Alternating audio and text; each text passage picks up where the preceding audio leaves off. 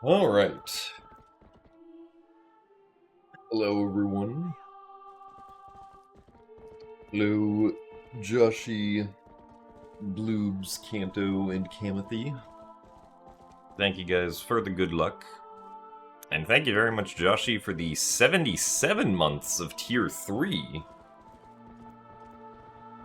That's a lot of months of Tier 3. You hear that double Lucky 7 cancels the luck out, but hugs can change that. So best of luck plus hugs. Well, thank you for the best of luck plus hugs. Hugs do always make the luck better.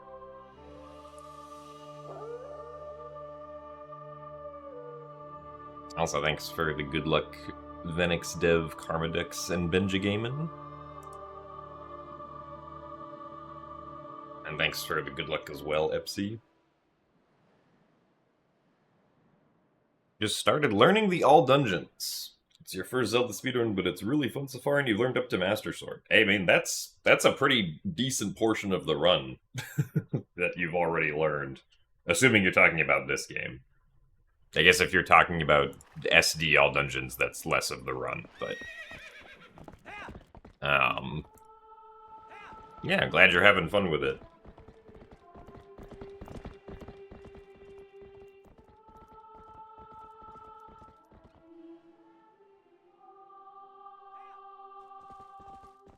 And you've already learned...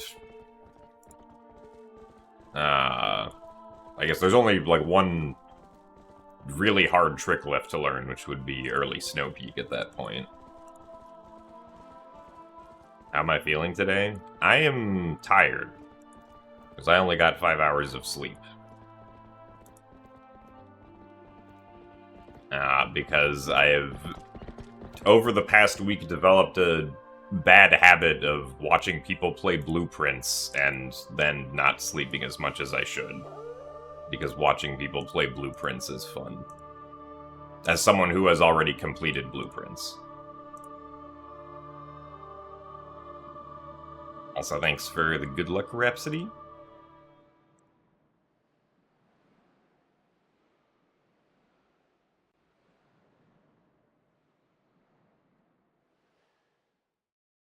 Alright.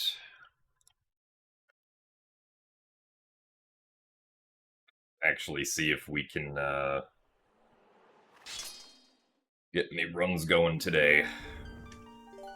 The HD on the logo looks so out of place. Oops. Yeah, let's erase this one.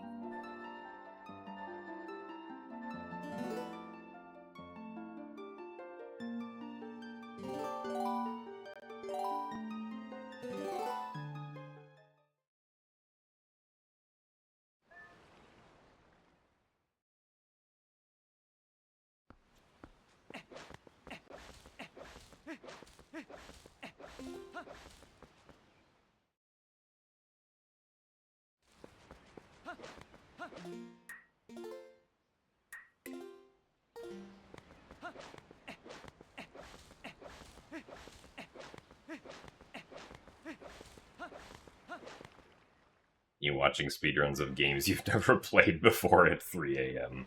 That's also fair.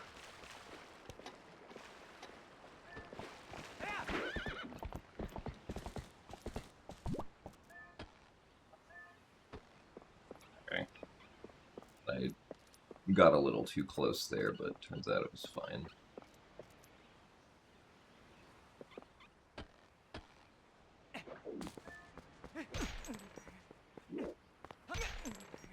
Oh, nice.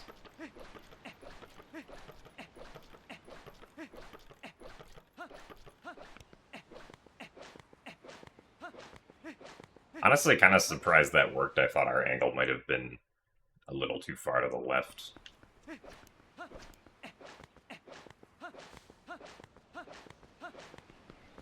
I should honestly go into...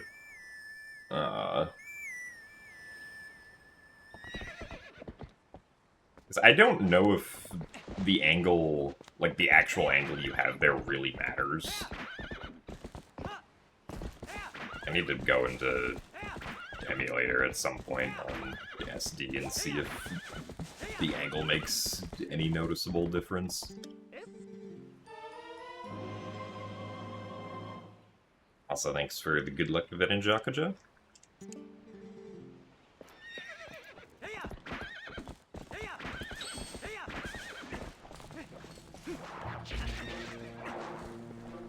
Ow, nice. Putting the lantern away.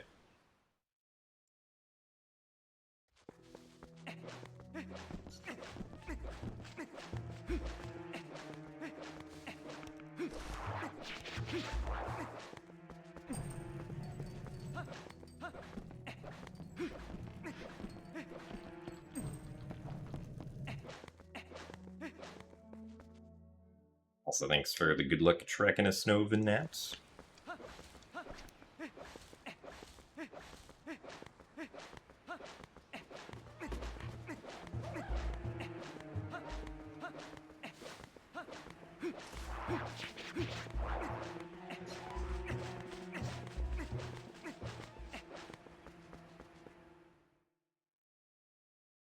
Now you tried Orden Gate Clip, you're so much more impressed by how good I am at it. I mean, most of, like, Orden Gate Clip is kind of just RNG. It's not technically RNG, but, like, whether or not you actually go through the gate is not something you can really tell is gonna work ahead of time on the exact attempt that you do. Like, if you do the same setup, it'll eventually work, but all depends on how the gate swings, which depends on how long the area has been loaded for.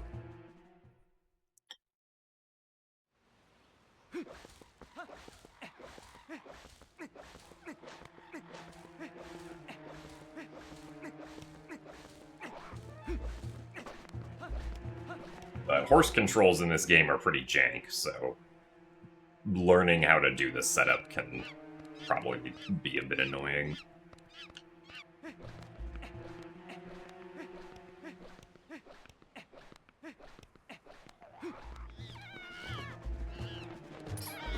Ow, come on. Only two sideways swings.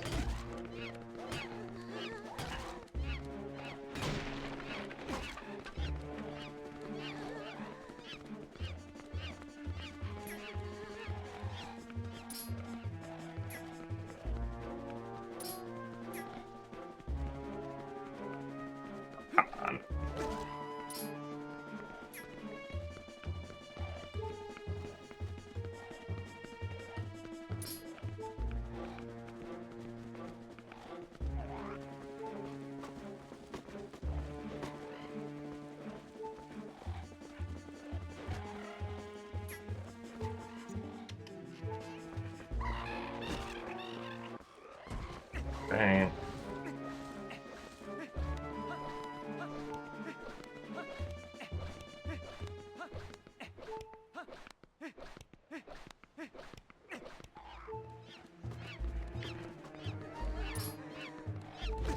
Oh, come on. You didn't need to do that extra swing.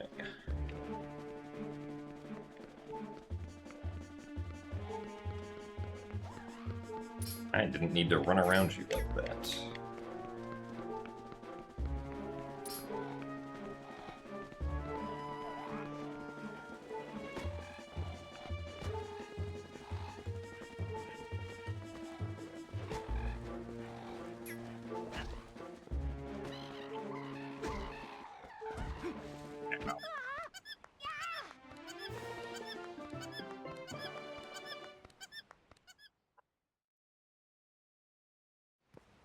Also, thanks for the good luck ace.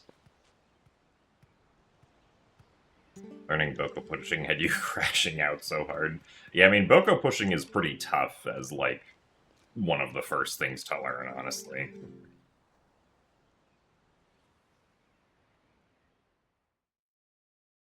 Because it's very slippery.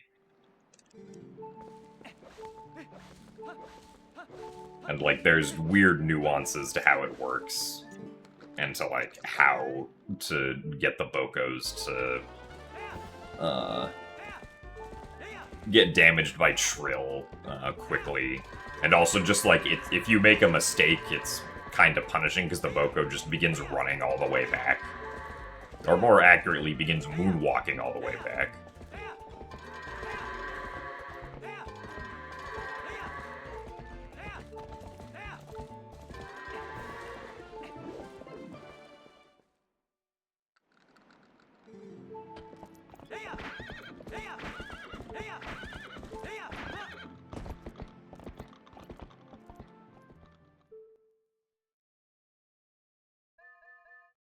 Also, yeah, it's unfortunate that just breaking the cage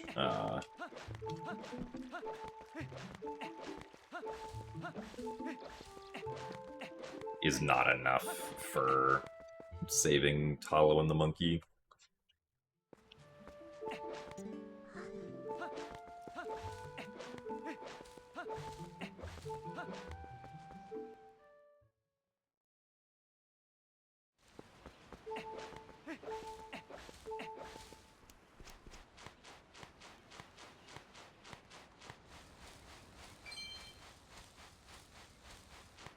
I mean, start of this run would be much easier if all it took was the Bokos breaking the cage.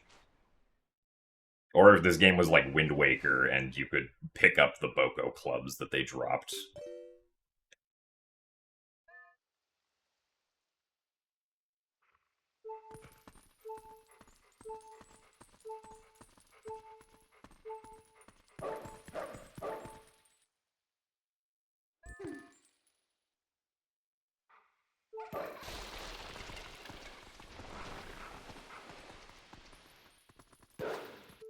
Or if there was just, like, an edge somewhere that you could push them off into, like, a void. But there is none of that.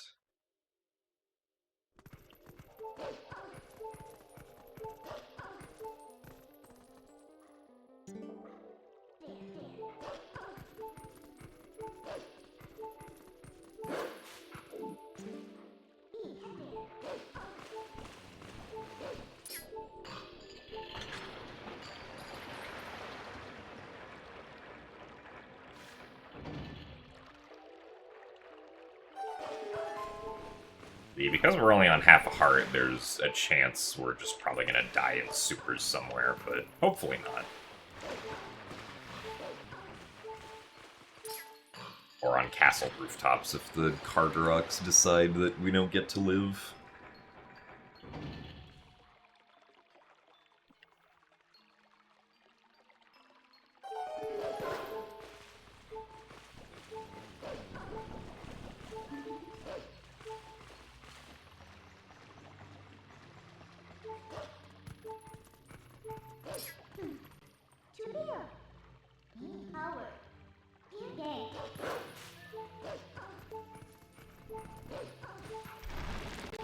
That was way off.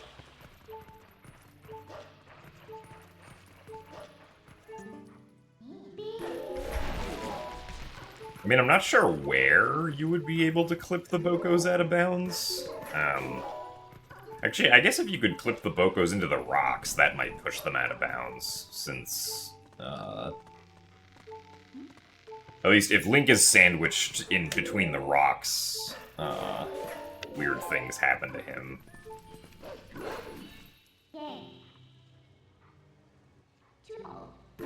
But so far, the closest thing to pushing them out of bounds is to accidentally drown them. But you can only do that near where you already kill them with Trill. So it doesn't save a whole lot of time to drown them. And it's also, like, extremely precise, and no one really knows how it works.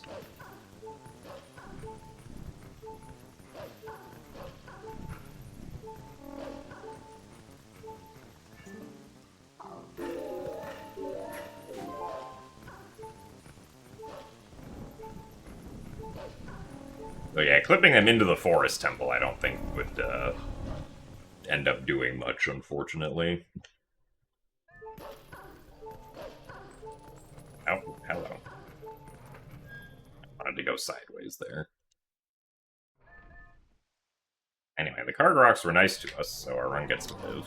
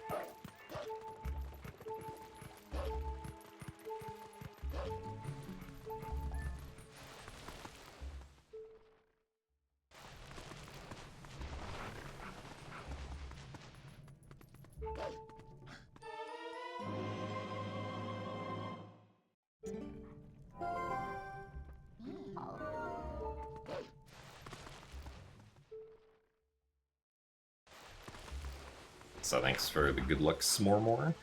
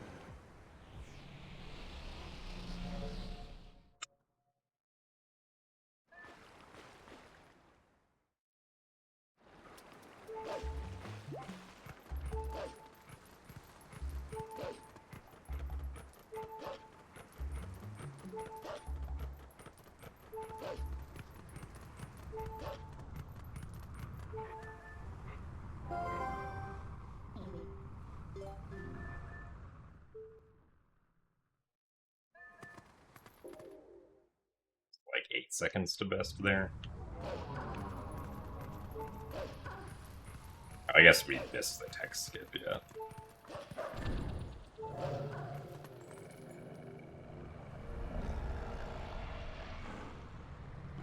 That time loss makes sense.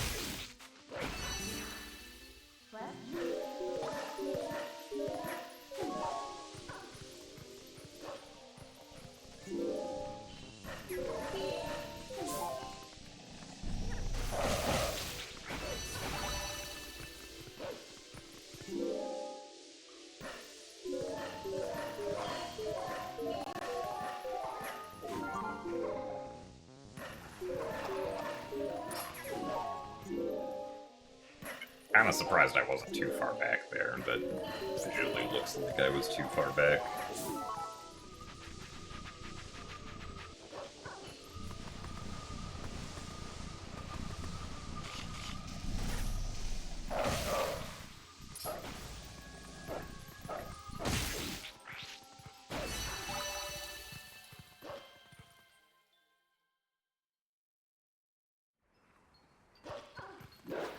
But thanks for the good luck, Tom.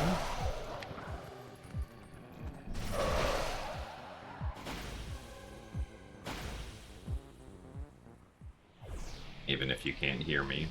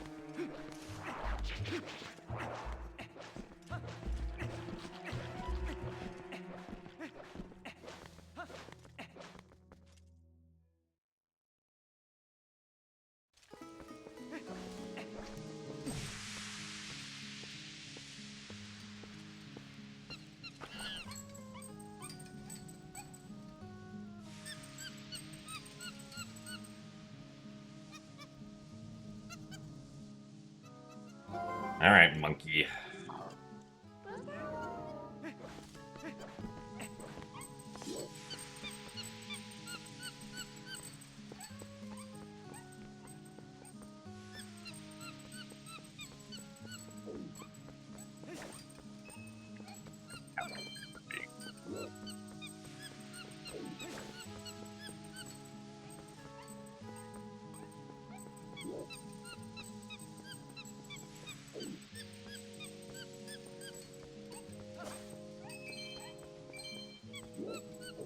Really? This one was slow.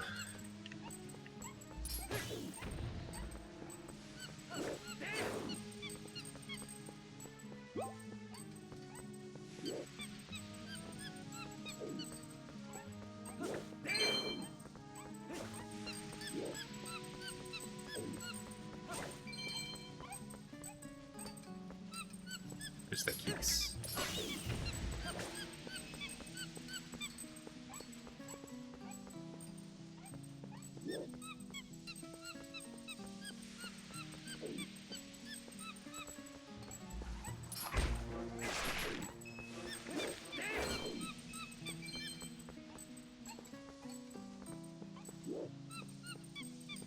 I think this is far enough that we don't get another cycle. Ow. At least that last one was a short one.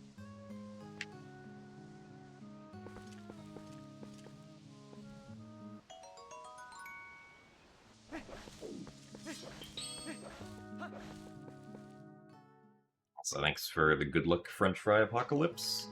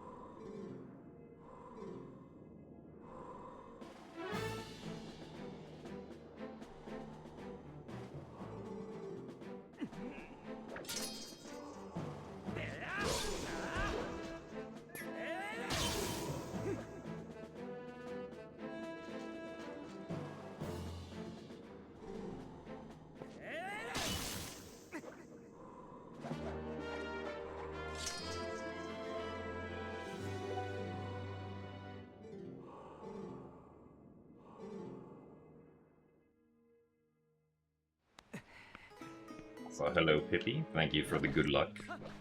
Do I know where your sleep went? Unfortunately, I don't think so.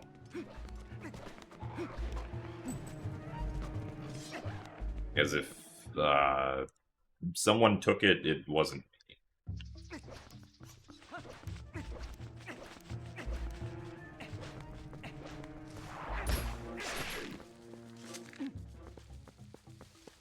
I only got like 5 hours last night. Really? I feel like I shouldn't be missing this as much as I do.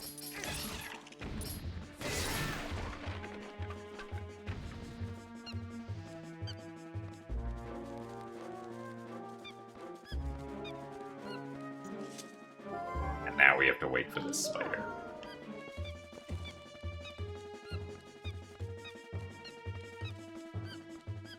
Please.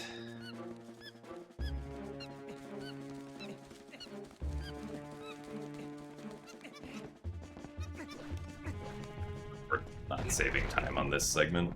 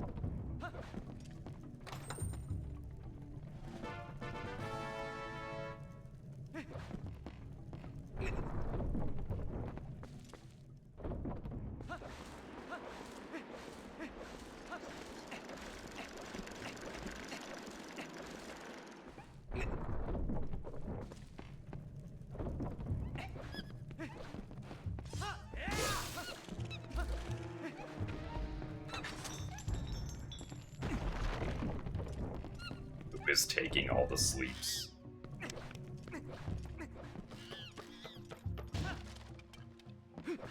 Yes, someone who really wanted to sleep for 20 hours.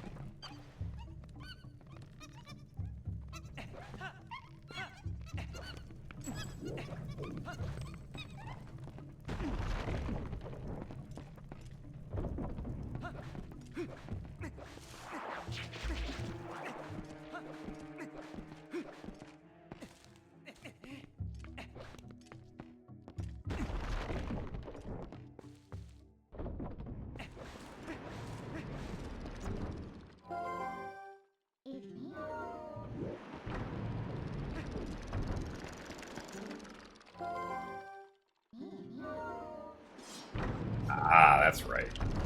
Big mattress is taking all the sleep so that people will have to go out and buy more expensive mattresses.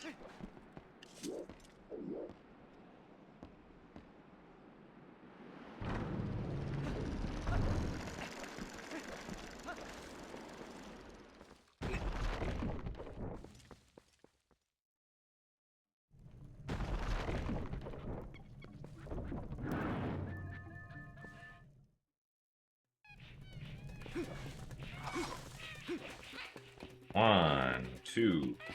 Alright, two. Good start.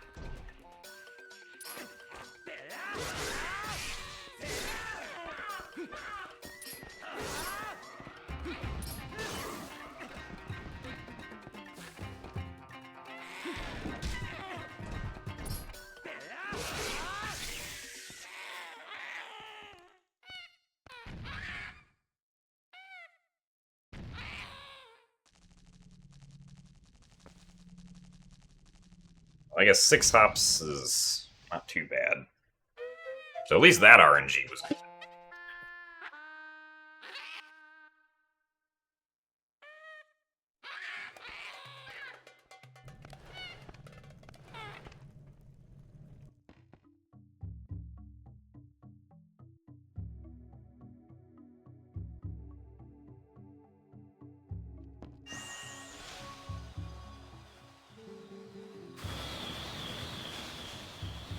We're still not saving time because of failures earlier in the segment. And also just some unlucky spider RNG, but...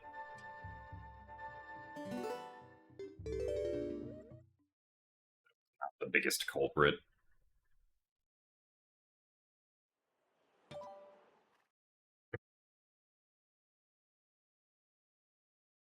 It was replaced by a torso. Oh yeah, that was my torso.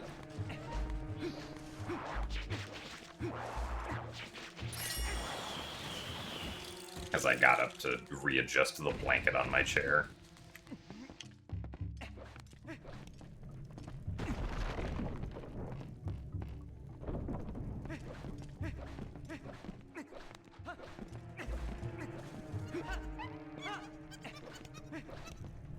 What if you're scared of torsos? Well then you may occasionally get scared when I readjust the blanket on my chair.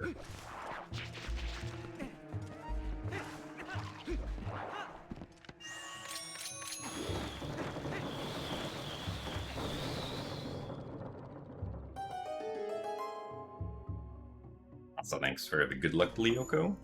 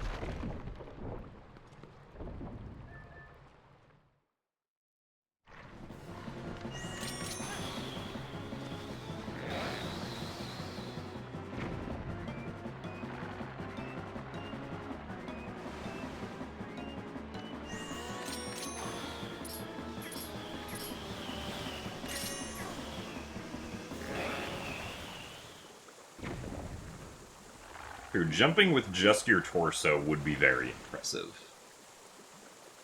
I'm not exactly sure where you would get the leverage from to do that.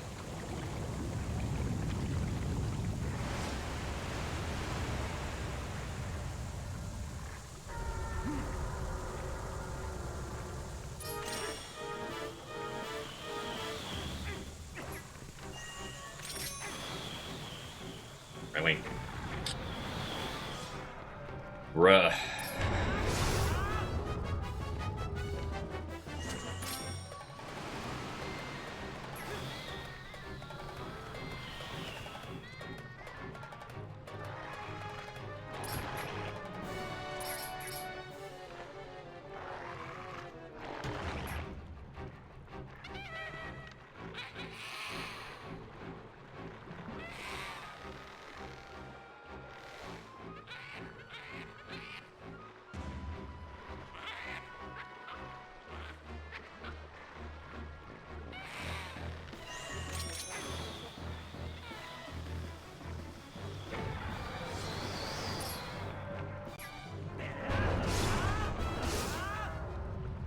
Well, this run just, it's kind of off to a bad start.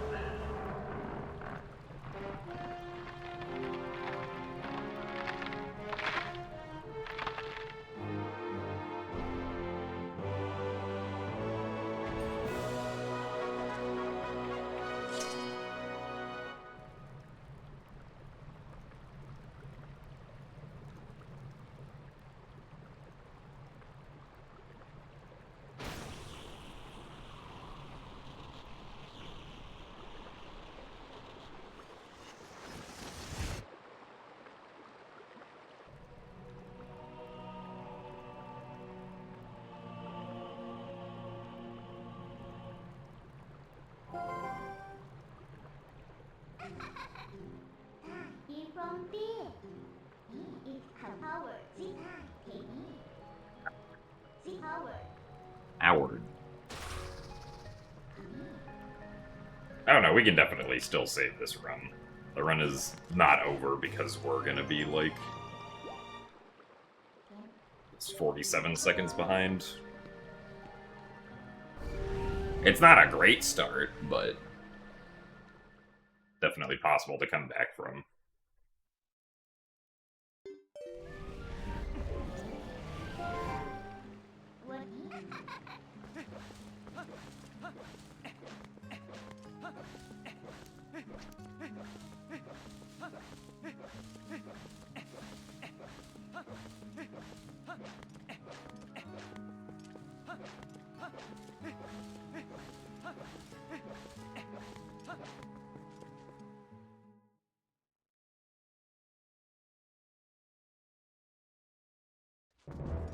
Thanks for the good luck, Eddie Calb.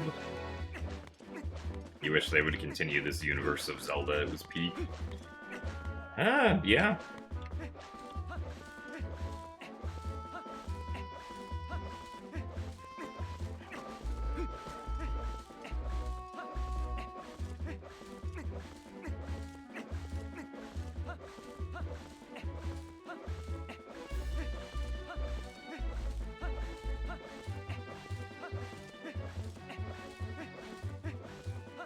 Definitely be neat if we could see more of the Twilight realm than just the Palace of Twilight.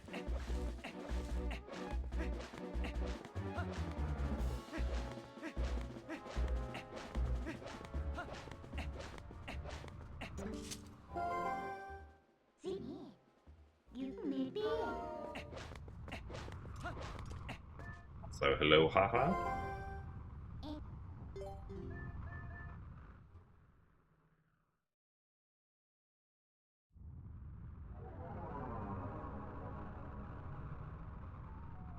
Is there any specific split? I lost a lot in world record.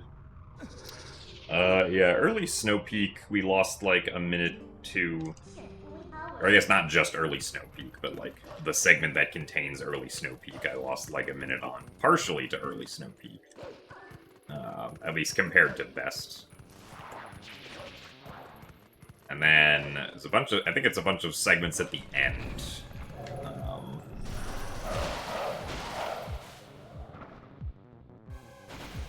Oh, also Leneru Vessel. Oh yeah, and then the middle of the run... Not really middle of the run, but around, like, Zora Armor to the end of Lake Bed wasn't great.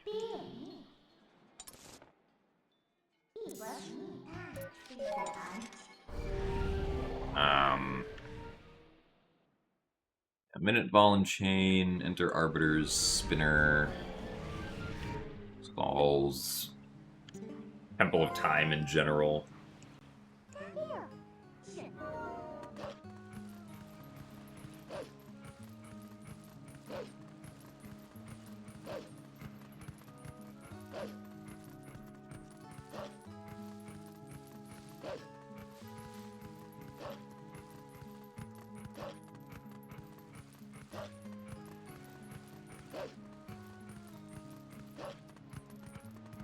And, yeah, 25 seconds on Ganondorf.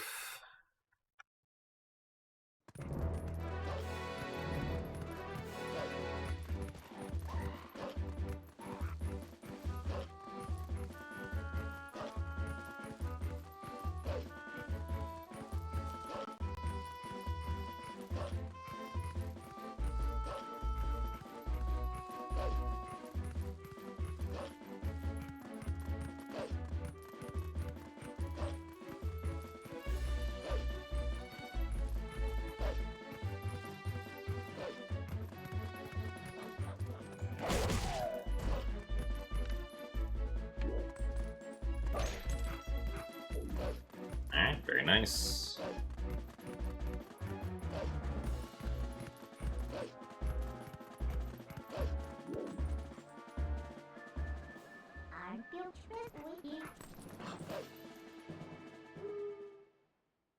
So, hello, Silver Skinner. This run's off to a rough start, but possible to come back from.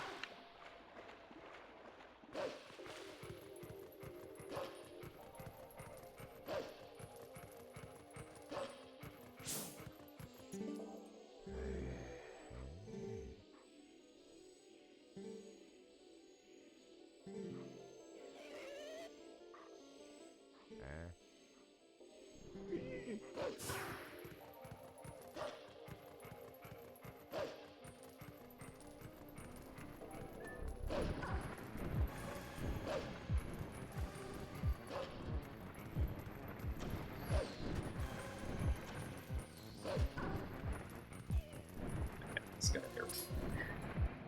He was pretty low, but I don't think he was low enough to where I could get this strategy to work on that other shore.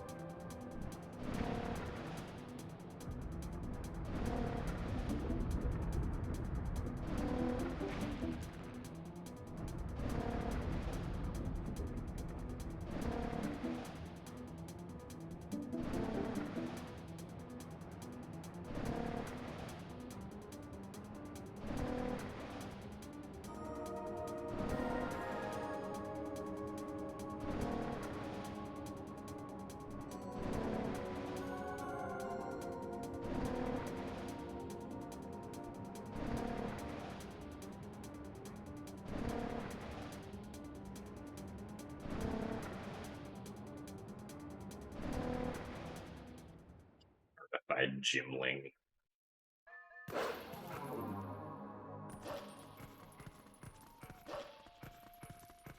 I feel like if I actually had to give a nickname of sorts to people who are fans of me, I would just say that they're gym members.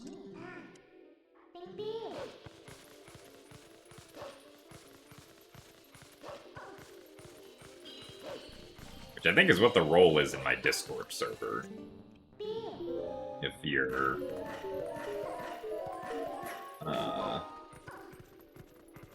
a subscriber, at least.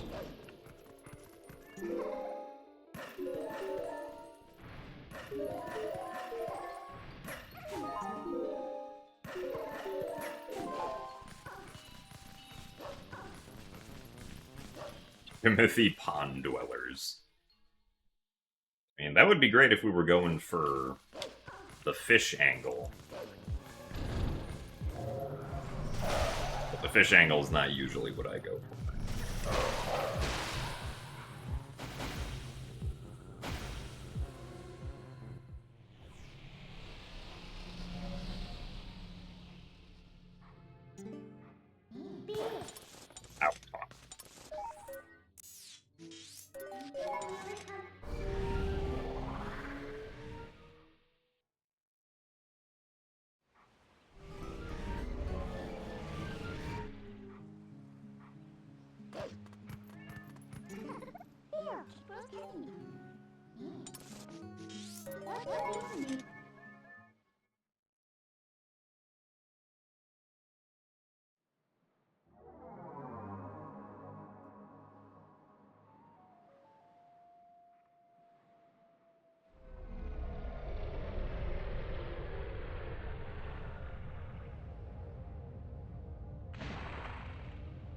Being banned from gym chat, making pond scum. I suppose in that scenario, yeah.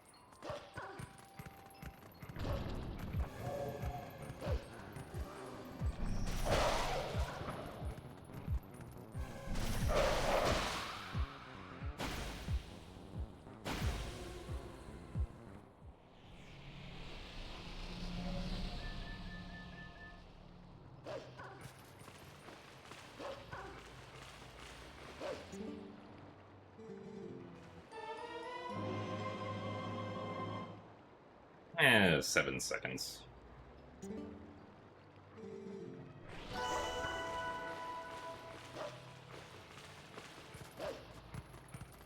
I guess some of that was to accidentally be attacking before warping and wasn't supposed to.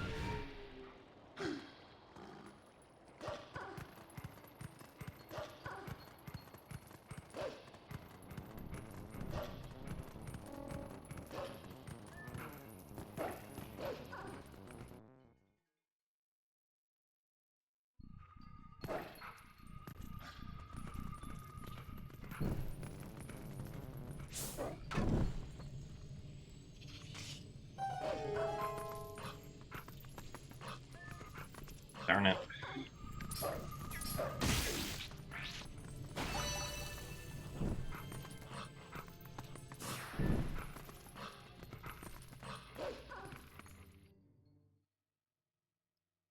We do not want the bug to fall down there. Ideally.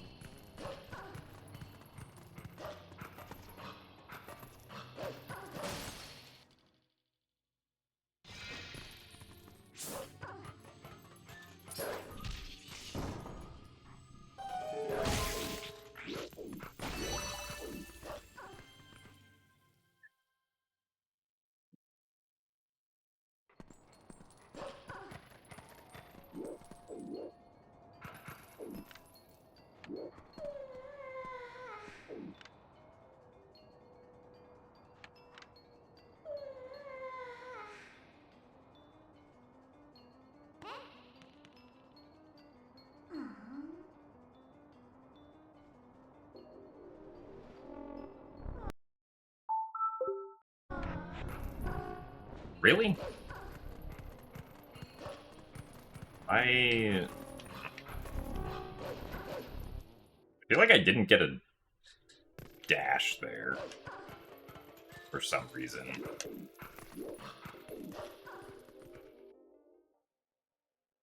So thank you very much, Luna the Wolf, for the Tier 1 subscription at 3 months in advance. Very generous of you, so thank you very much.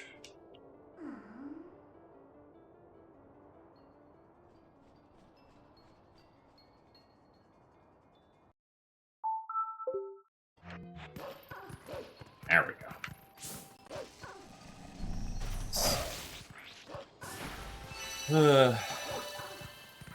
Fortunate. I think, unfortunately, we're just gonna reset.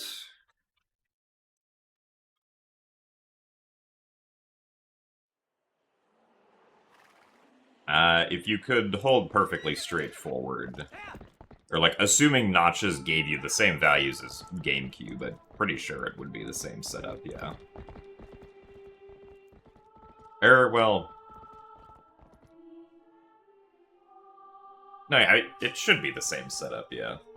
I was wondering if, like, the dash delay would change anything, but I don't think it would.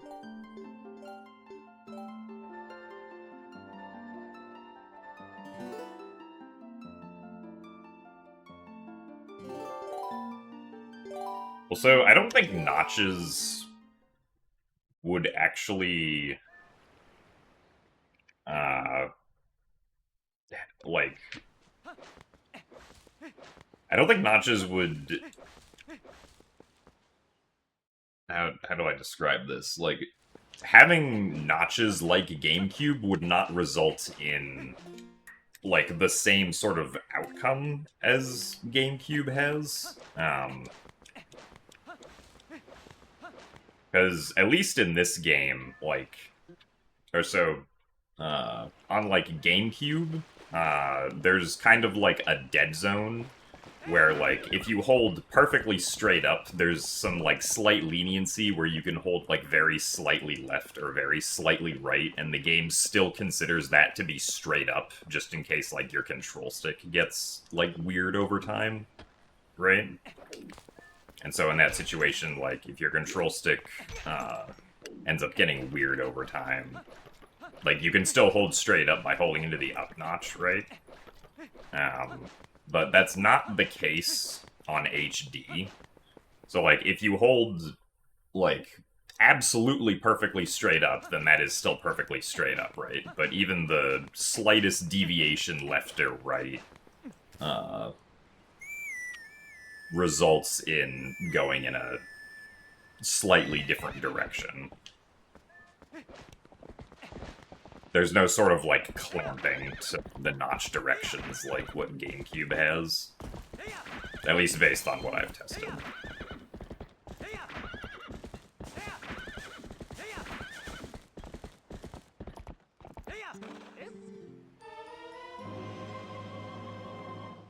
So that gate clip was really good.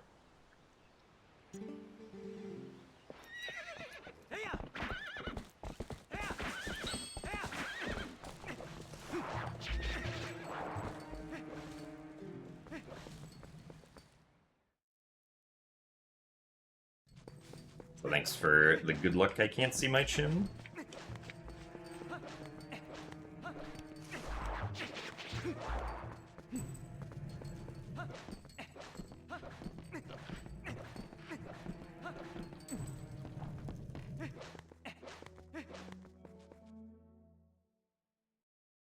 So thank you very much, Game Code, for the 70 months of Tier 2. You guess we're getting old? I think we're not old quite yet. Thank you for the good luck. Glad that you're still enjoying the streams.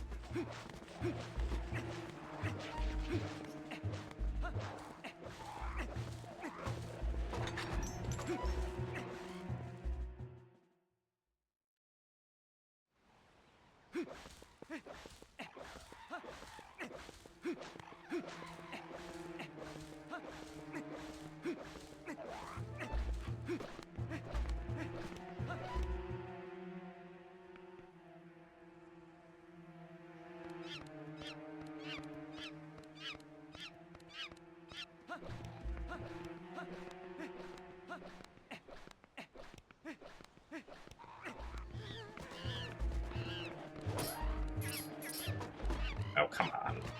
Really? Oh, now we do sideways.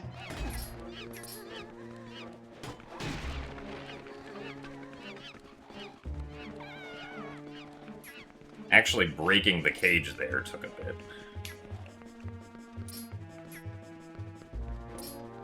And I'm not doing very well at pushing this guy.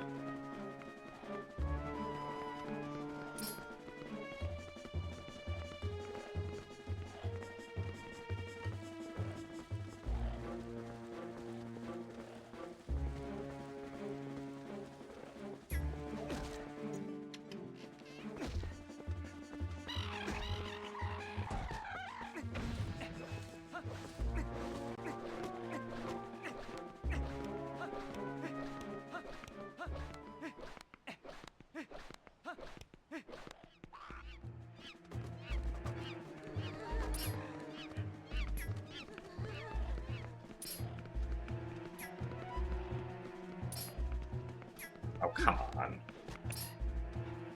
Ugh.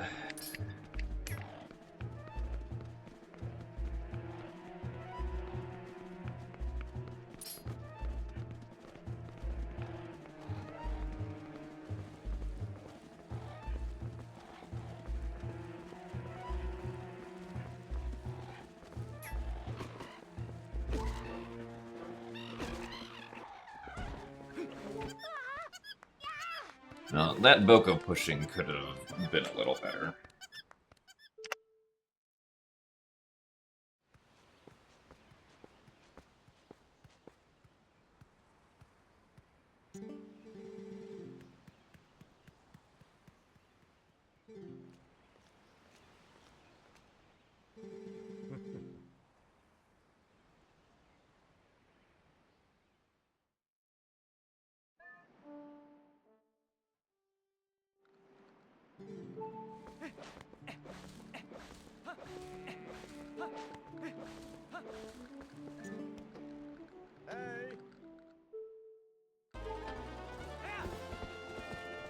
Okay.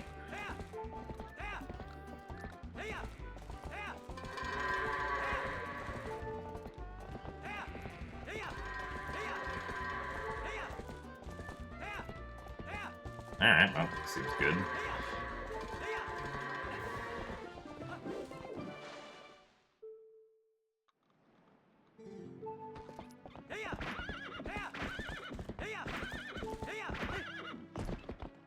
They make you do goats twice in the intro.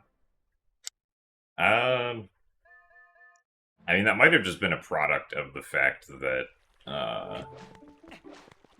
like, I think the original development plan was just to have, the events of Orden Village be in a single day, instead of it being 2 days. But then, like, sometime near the end of development, they, expanded Orden to be a 2-day affair, and so they made you do goats again for some reason, I guess, as part of that.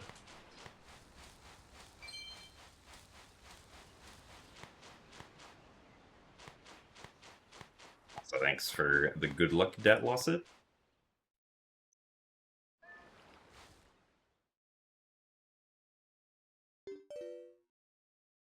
The original plan was to make The Legend of Zelda Goat Herder, yeah.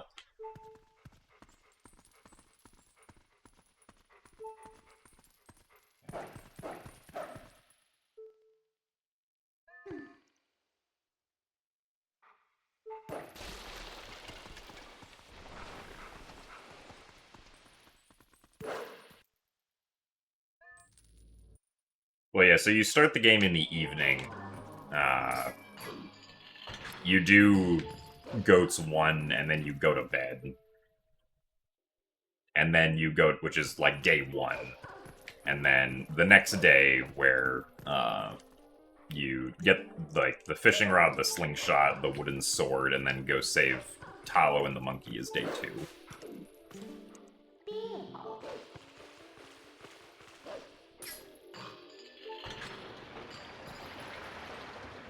And then I guess if you like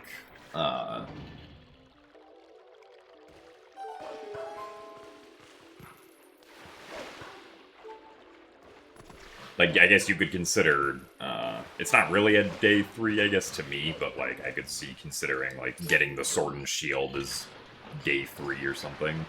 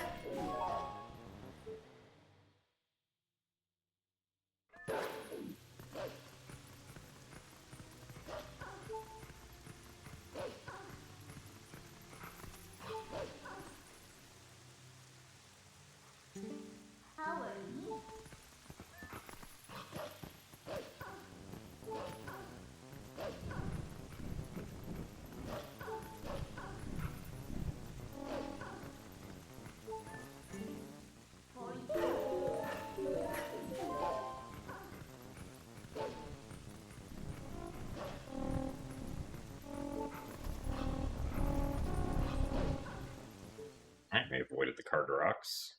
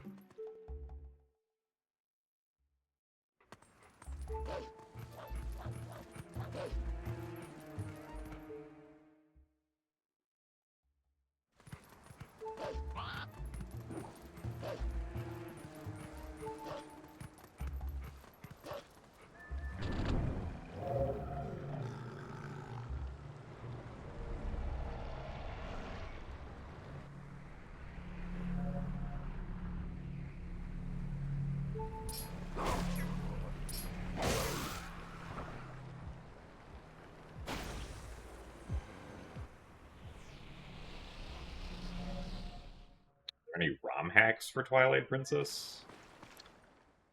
Not that I'm aware of. I mean, like, the randomizer's technically a ROM hack, but I don't think that's what you're talking about.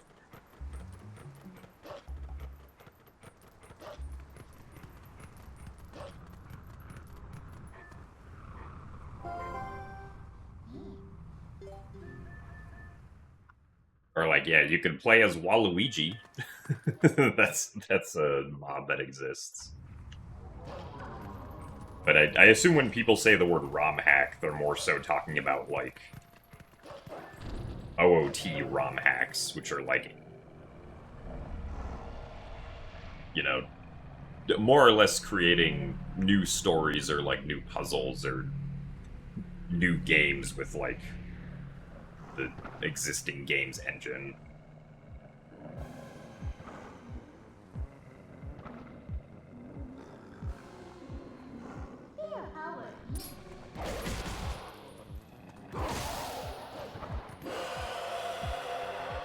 If we finish all in Twilight, why do we skip Goron Mines until later in the run?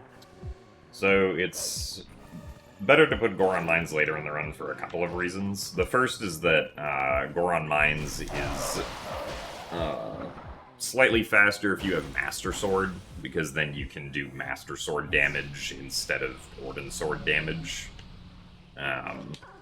Which then allows you to do, like, the faster Dangoro fight, and also save a small amount of time on Pyrus. It's also useful to do it later, because if you go in with the spinner, you can skip having to do sumo wrestling. With the Goron Elder. It would also just be inconvenient routing-wise to have to go back to Goron Mines before Lanayru Twilight. Because then you would also have to do King Bulblin 1 skip. Or fight King Bulblin 1, right? And it's also advantageous to have Claw Shot while in Goron Mines, because then you can go through one of the last rooms much faster. Also, my finger just completely missed hitting the X button there. Nice.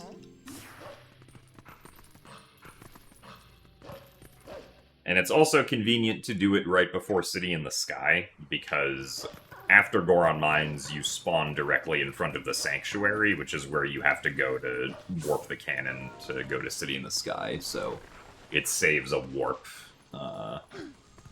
We do it later as well.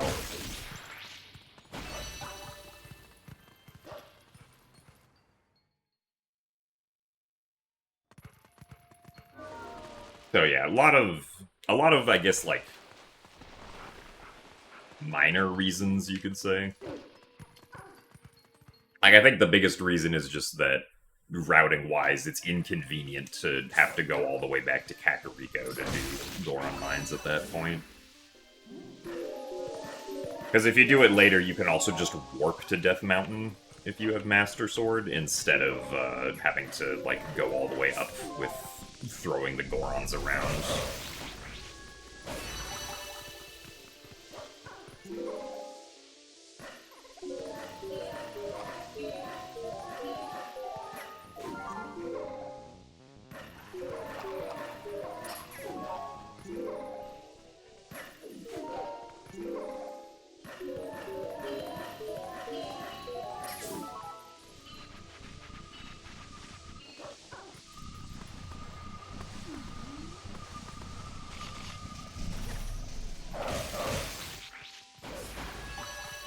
Really?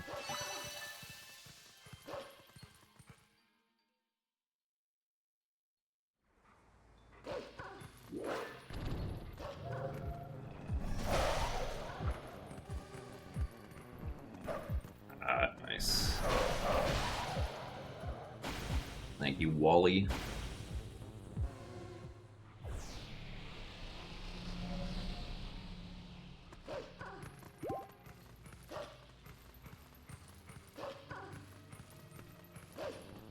Thanks for the good luck, Cairo XD.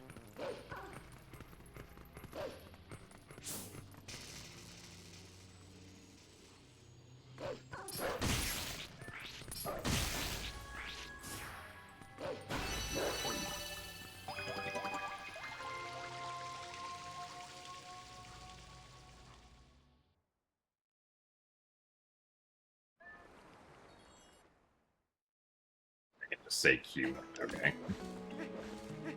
I will do my best to remember that.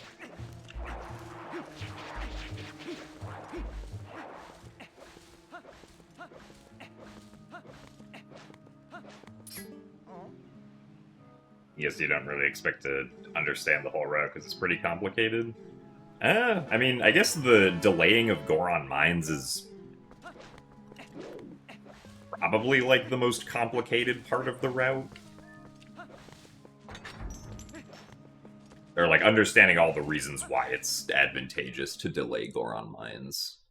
Because, like, we do Forest Temple first, because there's not really a choice that we have in that matter.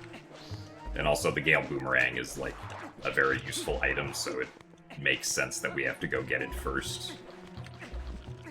And then just complete Forest Temple on top of that. Also, because for the any percent, even for the any percent speedrun, you have to beat Forest Temple. And then we delay Goron Mines till later because of the stated reasons. We get Zora Armor and do Lakebed Temple as you would normally, aside from the fact that you've then skipped Goron Mines. And I guess we don't have Bomb Bag, but we never get Bomb Bag in this run because it's not something that is worth the time investment. Because it takes, I think, like 3 minutes. I guess probably not 3 minutes now to get a Bomb Bag, but... or no, because you can't just warp directly there. You have to warp to Zora's domain and then run over.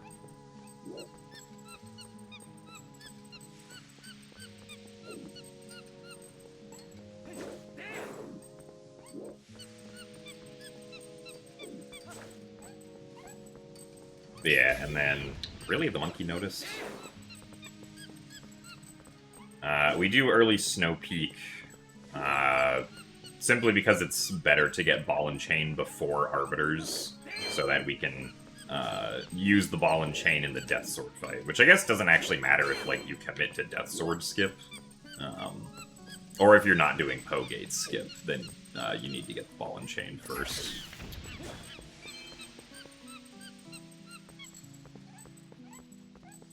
Because then you have to destroy some Stalfos.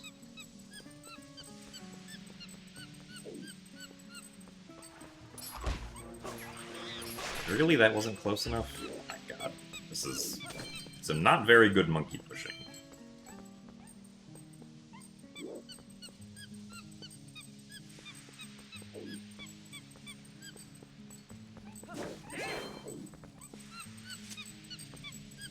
Yeah, no, we lost like 8 seconds to monkey pushing there. That was kind of ridiculous.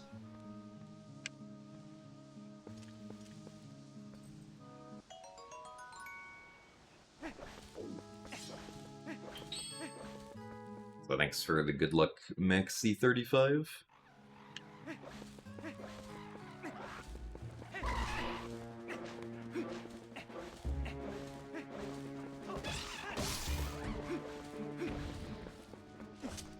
Without look-through clipping, would you need Bomb Bag to get through Lakebed? No. So, look-through clipping's a pretty recent discovery. I guess actually that's not technically true. The original highlight, or the original Twitch clip of look-through clipping was made like 5 years ago, but no one investigated it until a couple months ago. Because, like, no one really plays this game. But, before we did the look-through clip to get past the boulder, there's like a very old clip that you can do with a pot to get past that boulder that's like 15 seconds slower than the look-through clip or something. So that's how we've always gotten past that boulder until look-through clipping. And then the BK skip is also possible in a number of other ways that don't require explosives of any kind.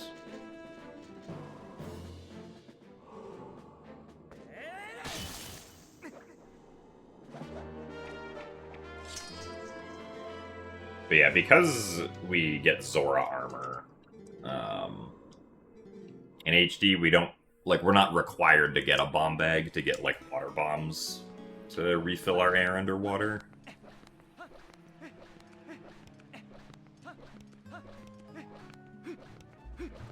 Then the bomb bag, because the bomb bag's not required, it would only save time if somehow we could save back the time that it took to go and get the bomb bag.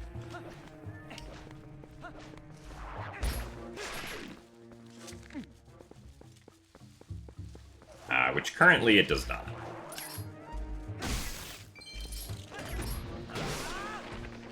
It's not the order I wanted to do that in.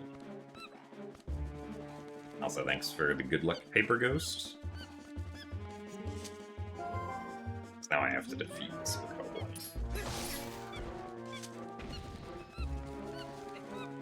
And the spider turned the wrong way. The spider turned the wrong way again. Alright, well, that sucks. They're once again not going to save time on Boomerang.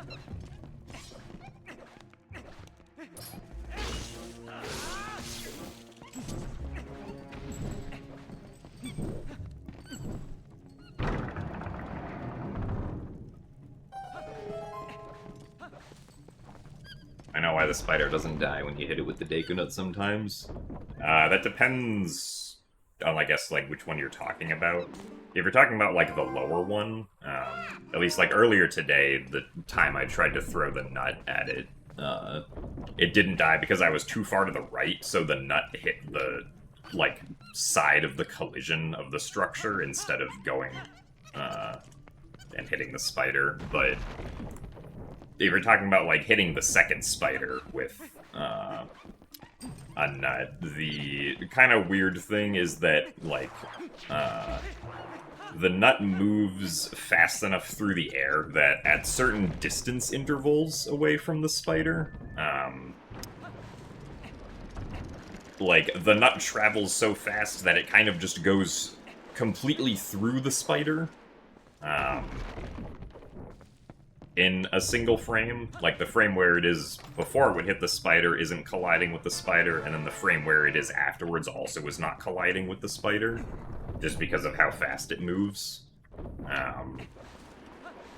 So you just kind of have to get a sense for what, like, what is a good distance interval that, will always, or will work most of the time for that.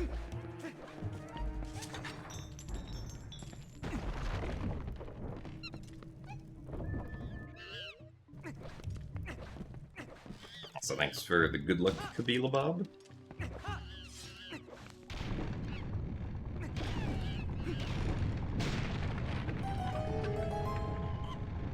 What if you threw a baseball so fast that it went through the bat? Well, I guess this depends on if you're talking about a video game or the real world. In the real world, that, I guess, means you succeeded in quantum tunneling, maybe? I'm not sure. I guess I don't know if the speed actually matters a whole lot for that, but...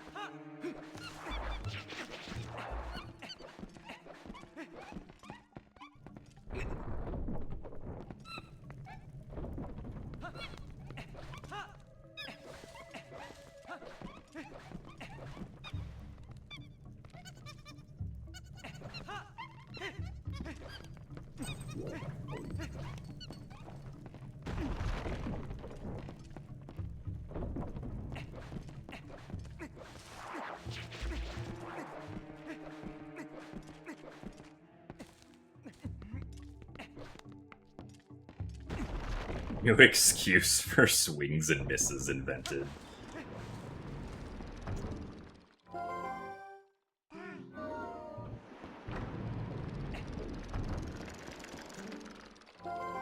And now instead of keeping count of strikes, we also get to keep count of quantum strikes, which don't count against the batter.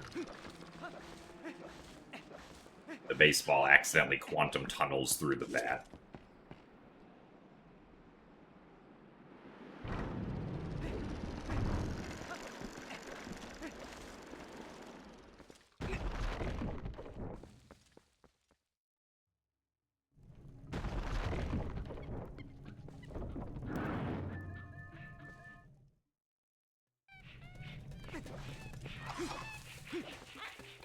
One, two, 3, 4, 5, 6. Well, 6 to start's not great. Bad timing with those balls also.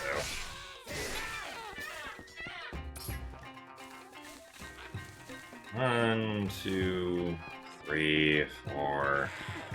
10 total hops also. Losing time here.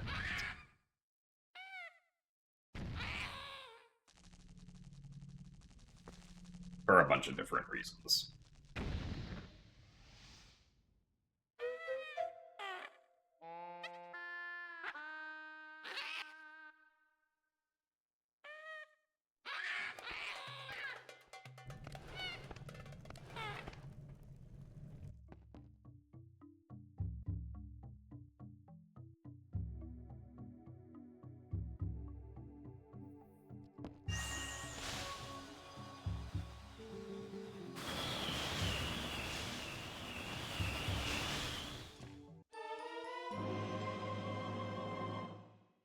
The best possible Ook RNG is 2 hops per cycle.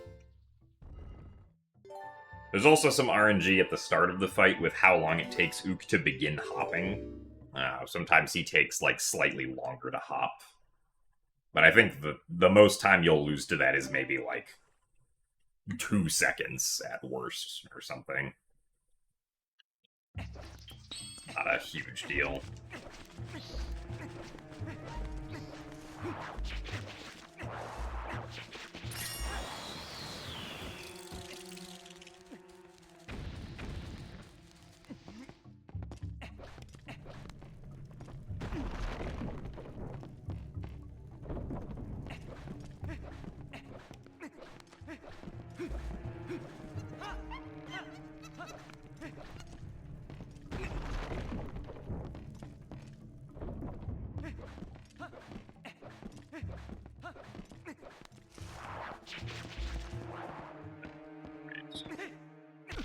Really? I'm kind of surprised that failed.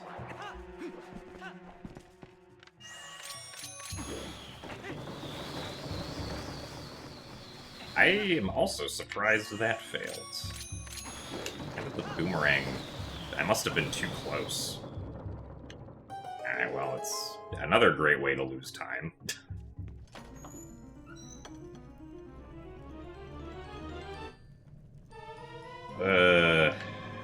Not a great forest temple by the looks of things.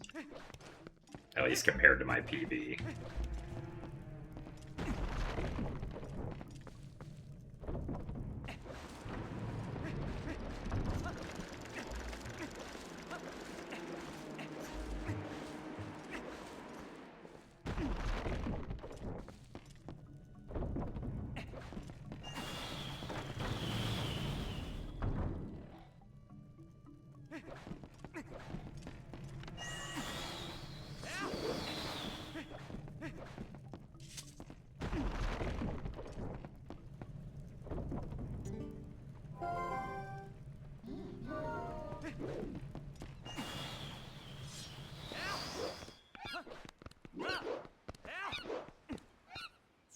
Again?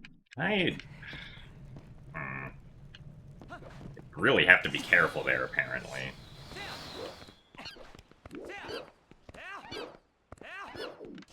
Make sure I'm not moving before I jump attack.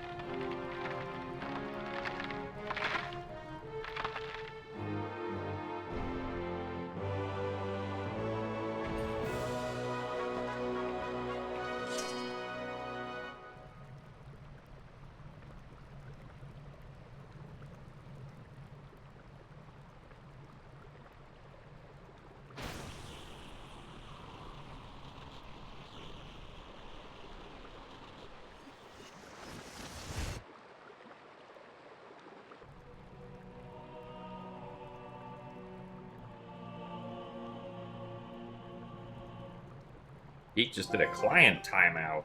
Oh no.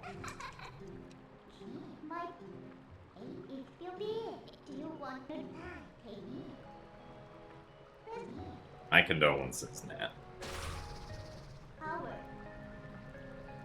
So thanks for the good luck, Kathy and Viola. Yeah, the task yesterday was cool. Watching brake sliding everywhere is always fun.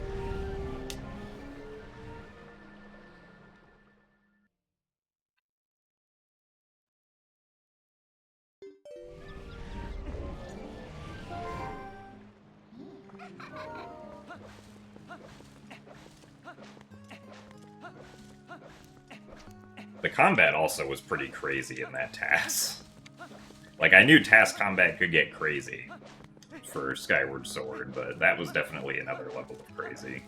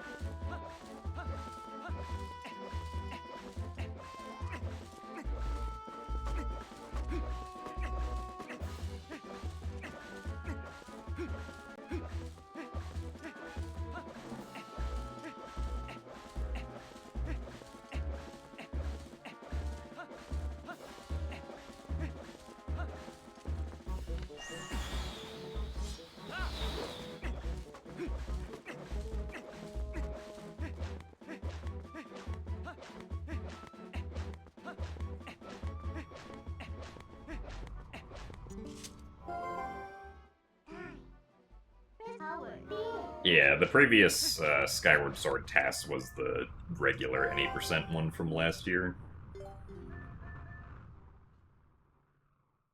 Now I practice boss fights.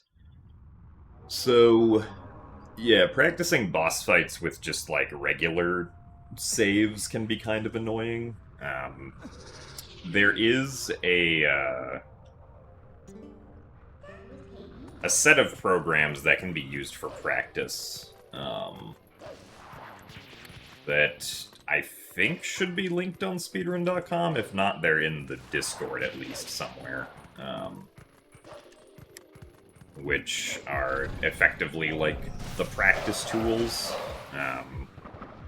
There's a save file manager, at least, I guess. All of these programs work through Homebrew, so you'd have to homebrew your Wii U and then get your Wii U and a computer set up on the same internet connection to use the tools.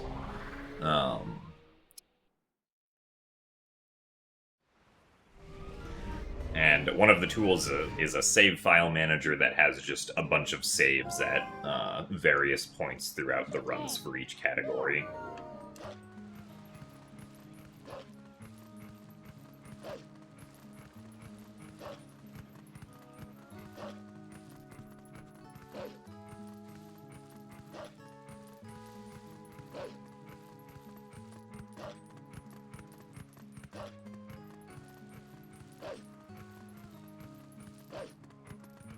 And then there's also the hacker, which, at least as far as practice goes, can be helpful for like saving and restoring position. Although that functionality, for some reason, I've had trouble getting that functionality to work consistently, like lately. So your mileage may vary on that one.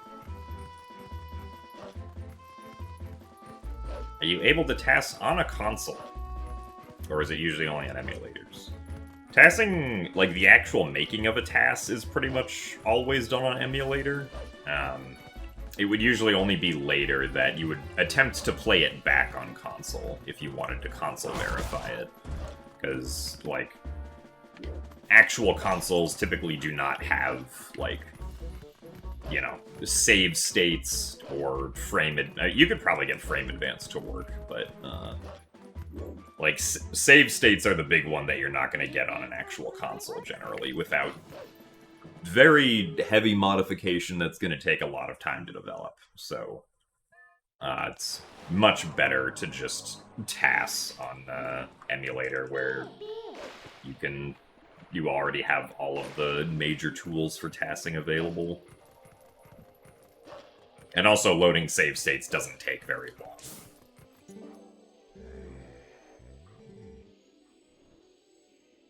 But as far as, like, verifying a TAS on console,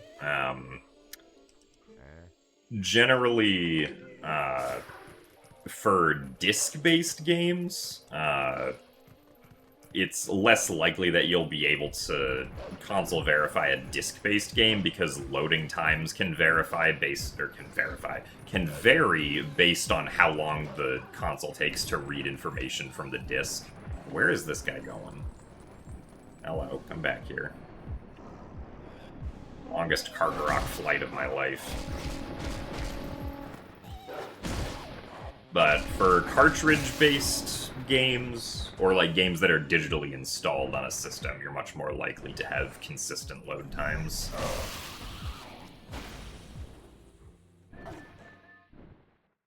So hello, Rayuchia and Rourke.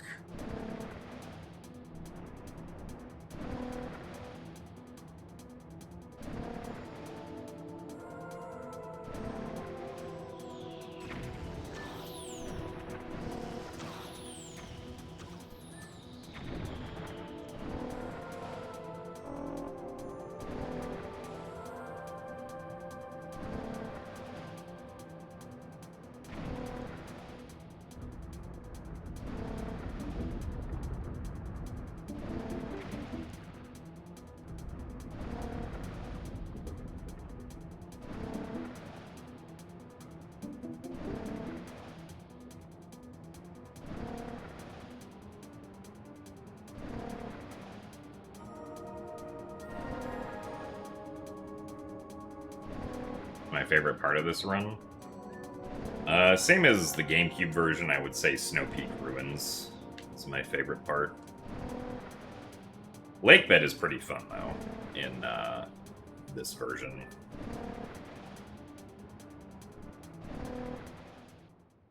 As well.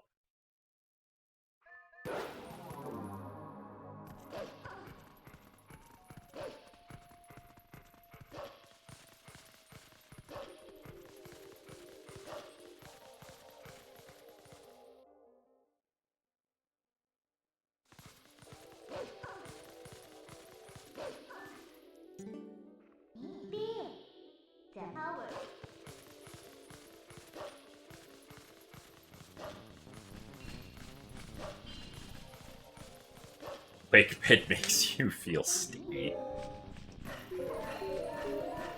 Yeah, it probably is humid in Lake Bend Temple.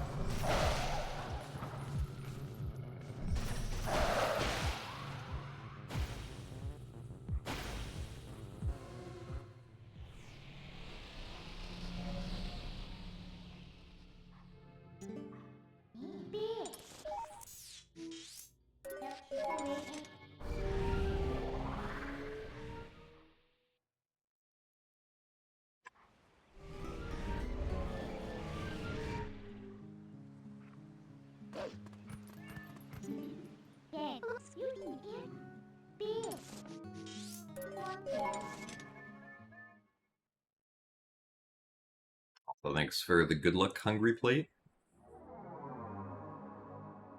Name you 3 NPCs. Tingle, Groose, and Ilya.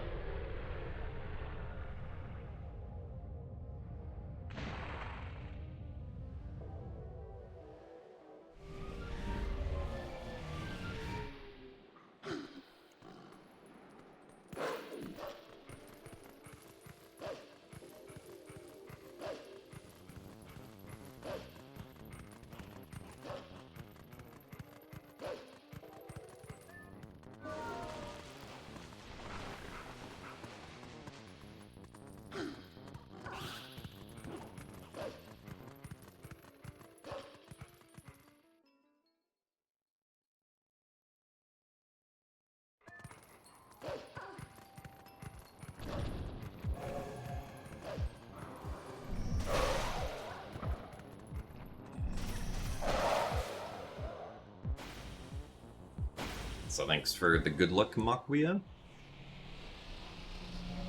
Bruce should be playable.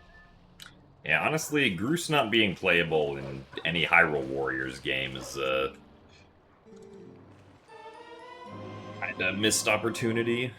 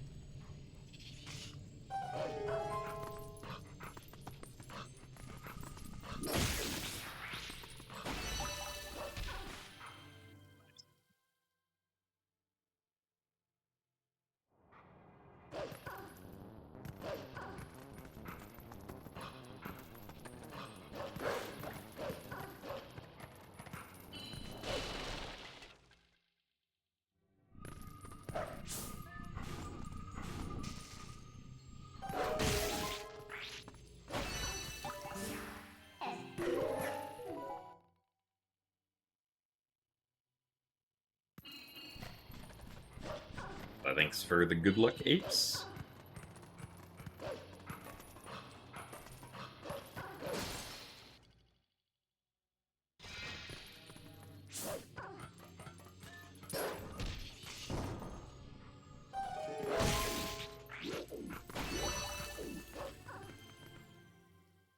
Alright, let's do this trick better this time.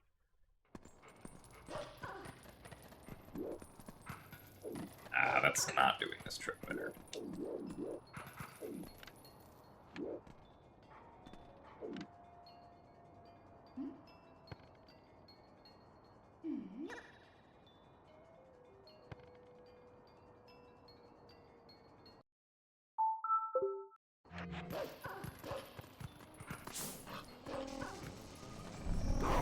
No!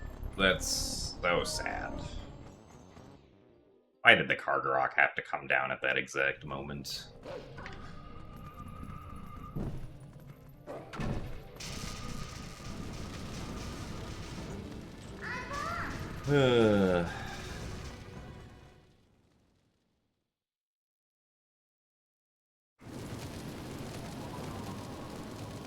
Problem was, I was worried that we would target the Kargarok if the Kargarok got too close, but then I ended up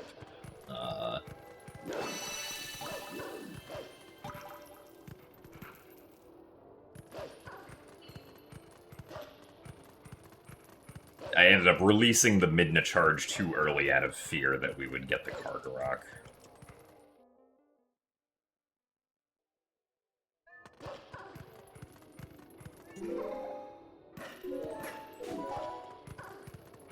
Well, that's stupid.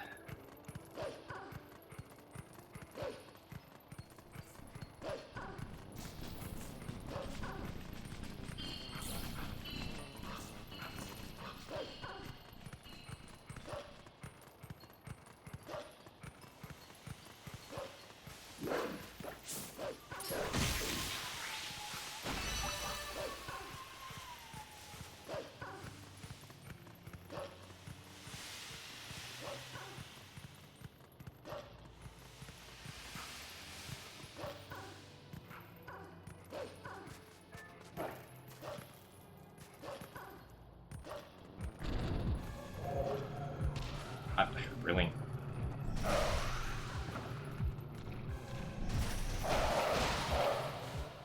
I don't think we're gonna get this vent cycle now. No, I'm not gonna reset over that yet.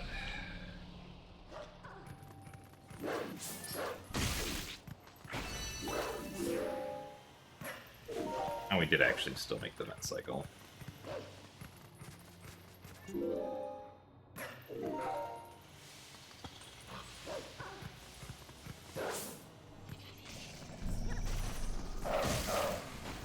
Nice.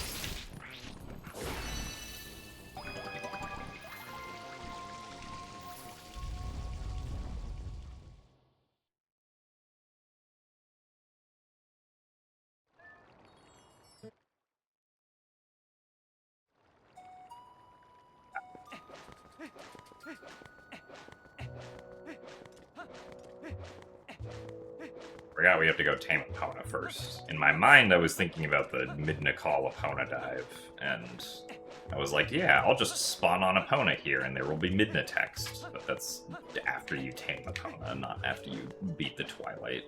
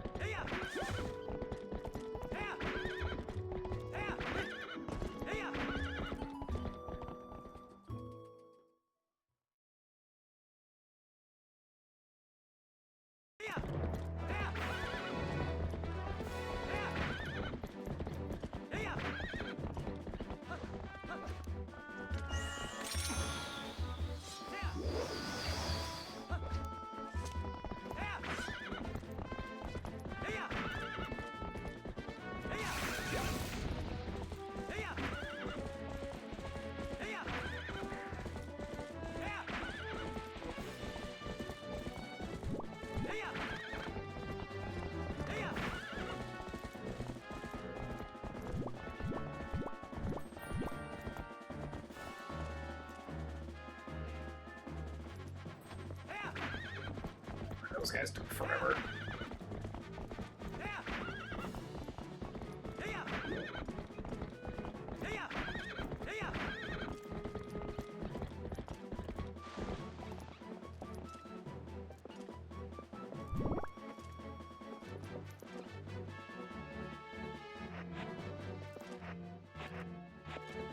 Really? I am surprised. Did I maybe not go forward enough? Okay, well now we might reset.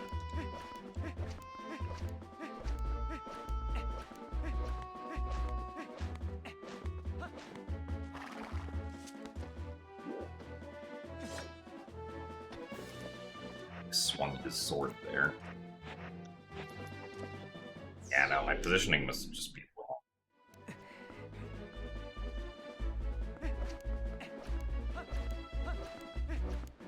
Yeah, it came in with like too steep of an angle or something on the initial setup.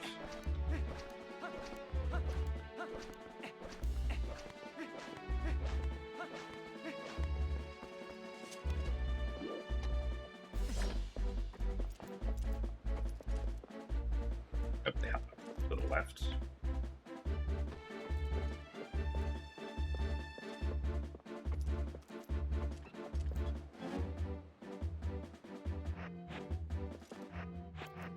That's way too late. That was me being bad with pausing.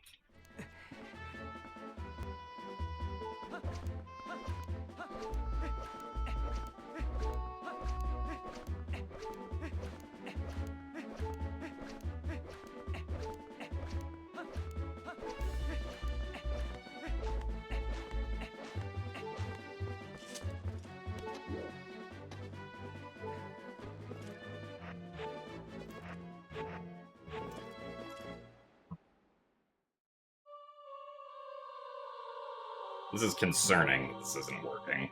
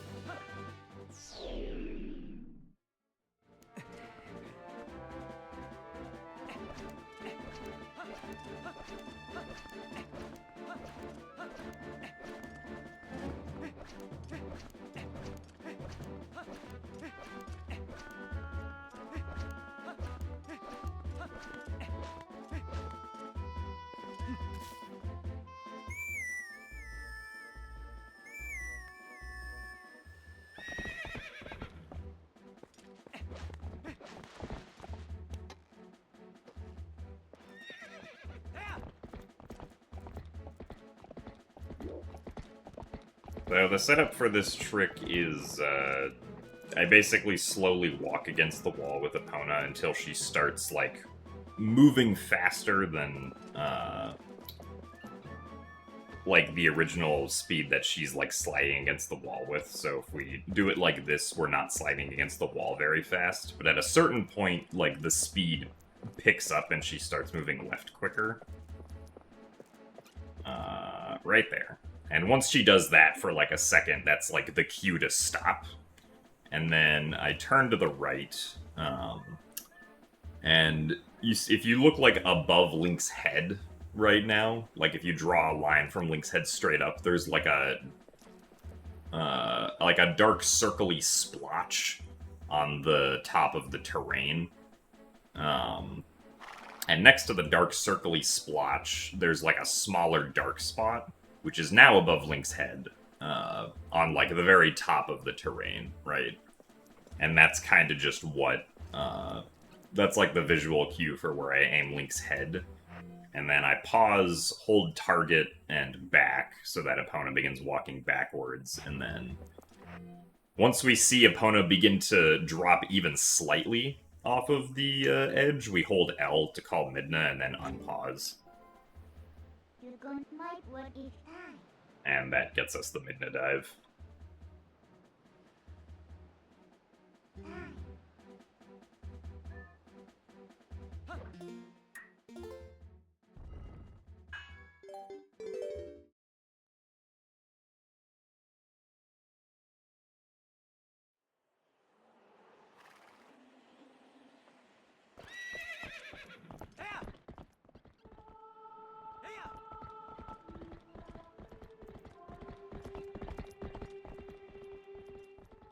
I think the explanation for that setup that I do should also be on ZSR.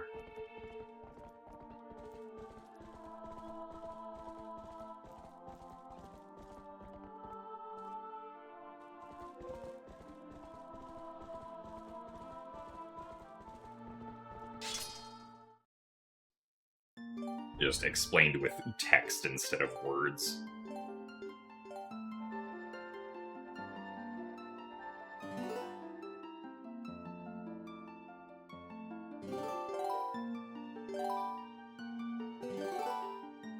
Or no, I think I did explain that one with voice and not text. Yeah.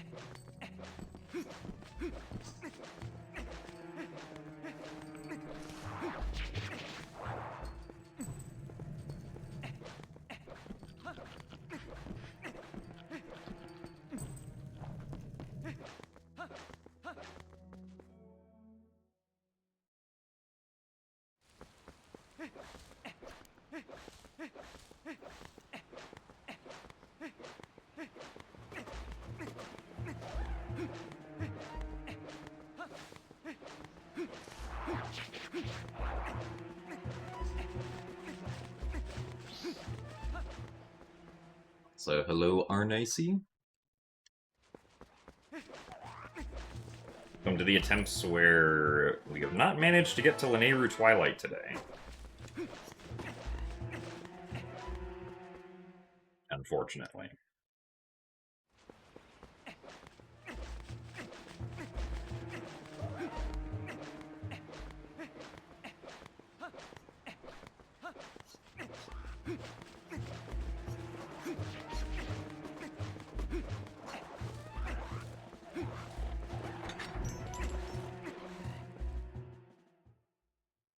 Thank you very much, Ted Boy, for the 65 months of Prime.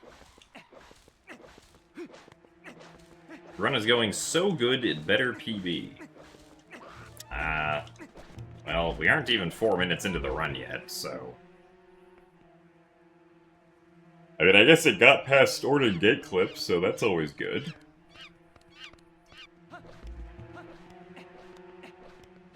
Also, thanks for the good luck, Ryan.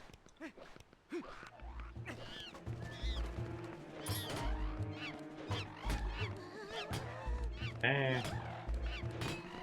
Nice.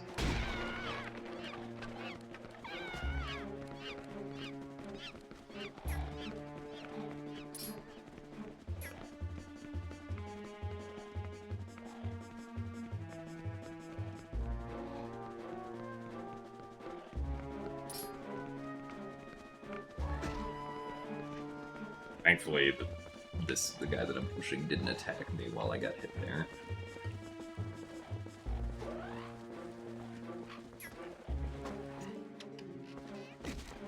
No, I pushed him out. Why would I do this? I'm sad. And now this other guy is in the way. Man.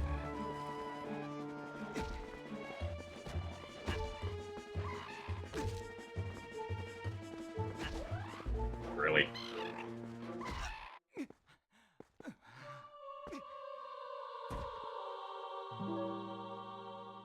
Man, that was actually going decently until, I accidentally pushed him out.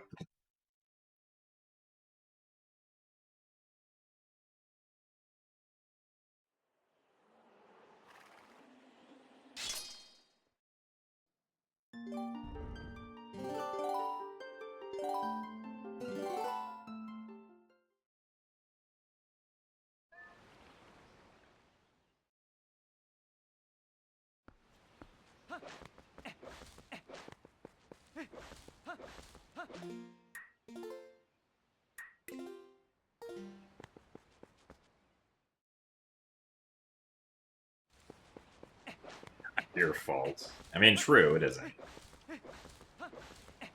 It's actually my fault. I was the one playing the game. And I'm pretty sure them getting pushed out is not RNG or anything.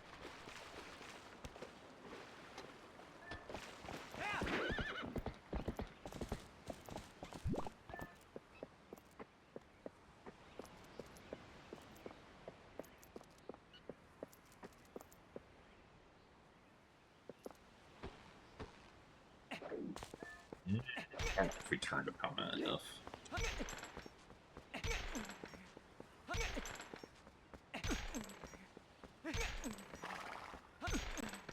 Okay,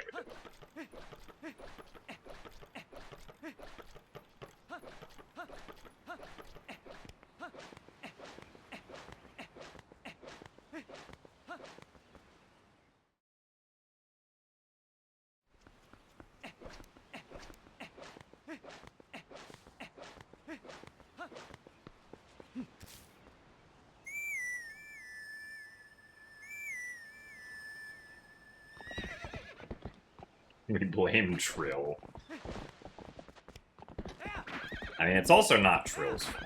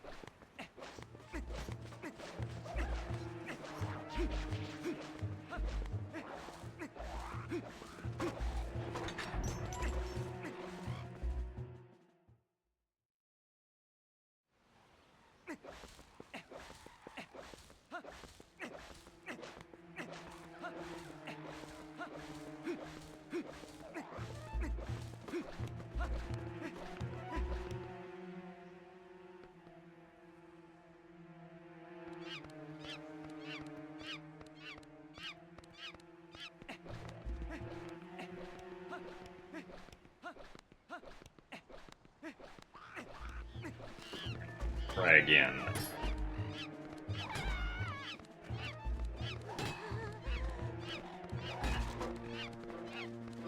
Get this guy to be closer.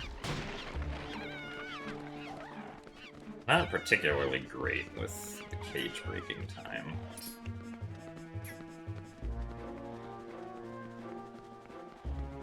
Oh, yeah, darn it.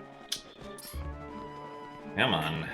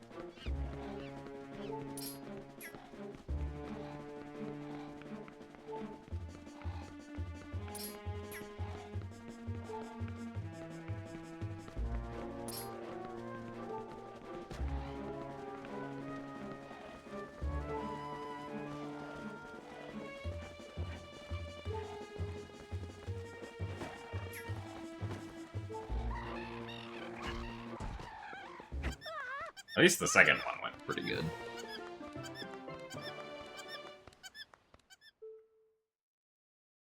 Apicoblin's time that's below 6 minutes is always more than acceptable.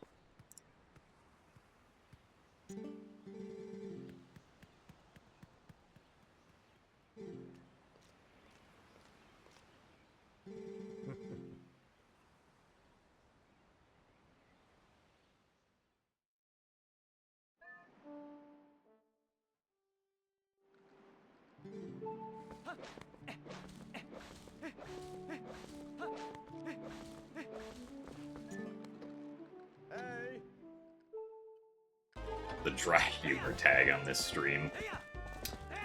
Me too. At least I feel like it's appropriate. Okay. Oh, nice. Very good goats. Yeah, 17 seconds.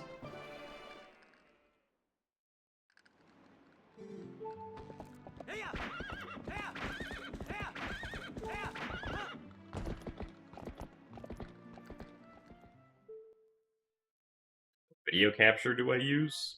I use an Elgato HD capture. I forget what the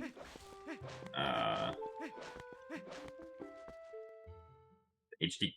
Is it the HD Capture X? I forget what the specific name is, but it's the Elgato internal capture card that only captures up to 1080p, so it doesn't do 4K.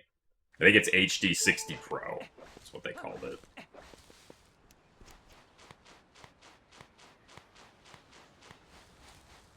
The one that I've had for like 7 years at this point, maybe 8.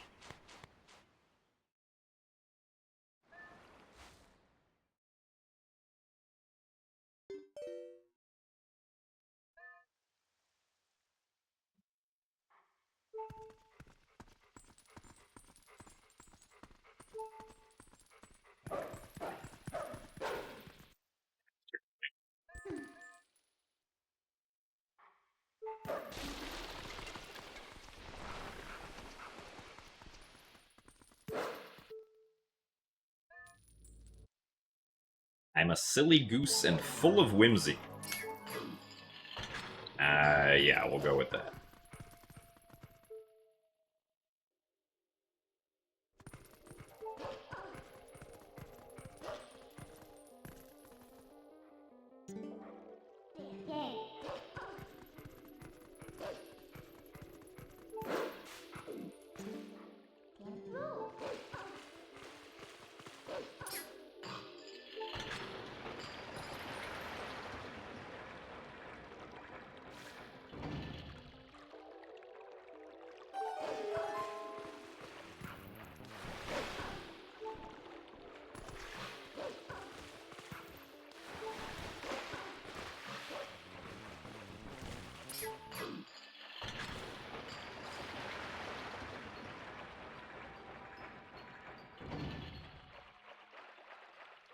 I also misinterpreted, or misread the word screaming as streaming.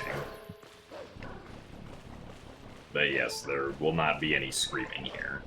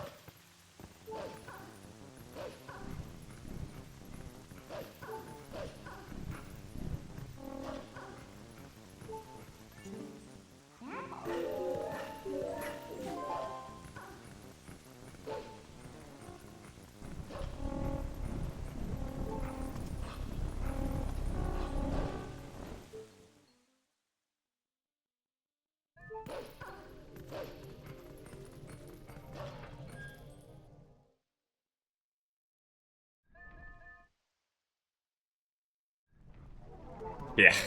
No streams, only lakes and rivers.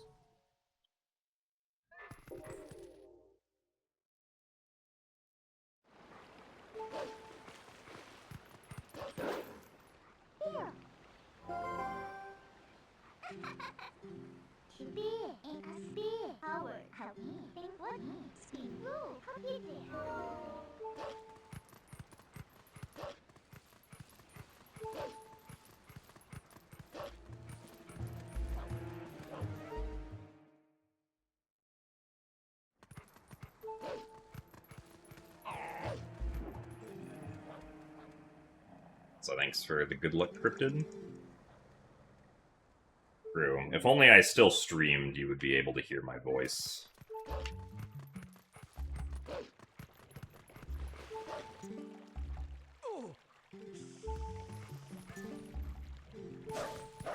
Really? Bruh. Oh.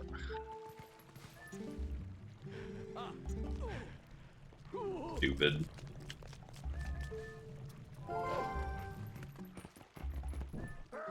For the reason I don't really like that movement.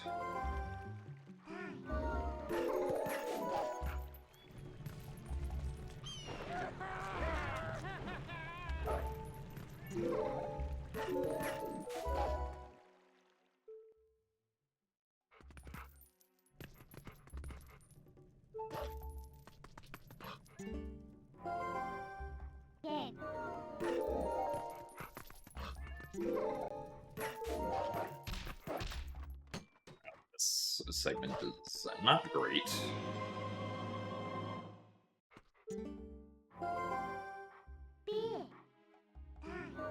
My evil twin's name be?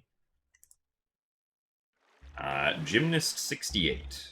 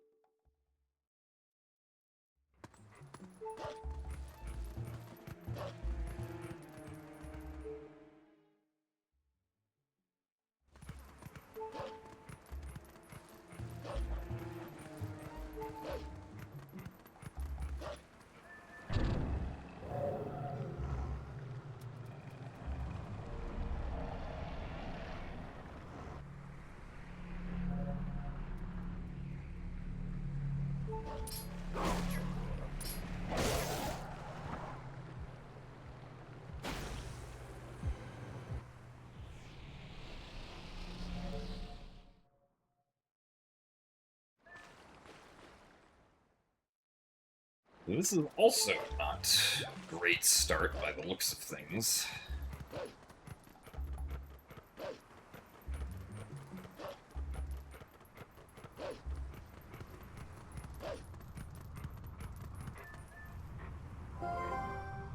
I guess in theory we could be ahead by the end of Forest Temple still.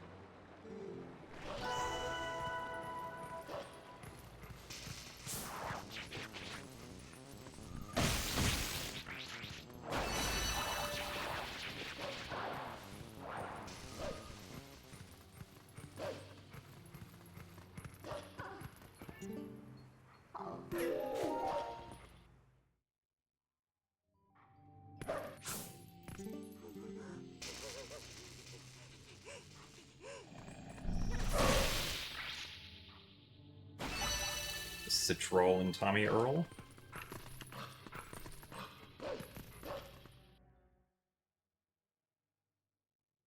Welcome to the attempts where we can't get to Lanayru Twilight. But maybe this attempt we will.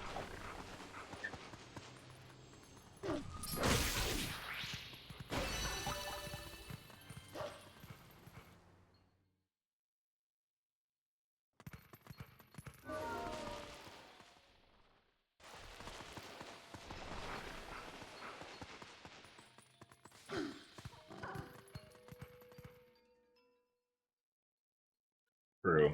Maybe I should just run Lanayru Twilight RTA.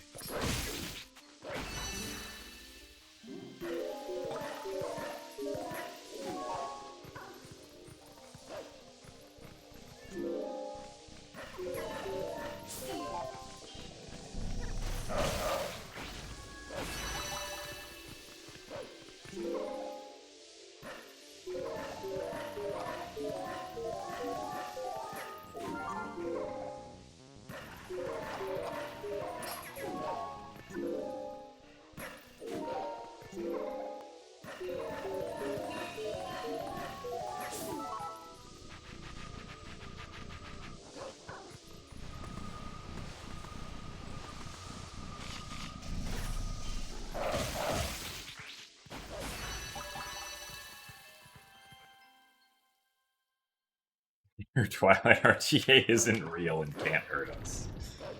It is true.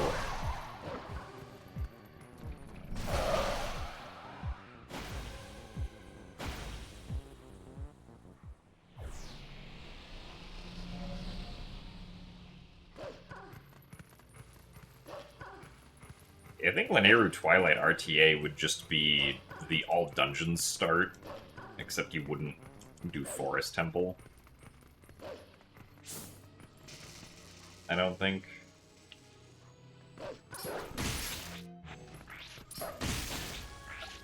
almost there. Nice best, even though I messed up the last 2 tiers.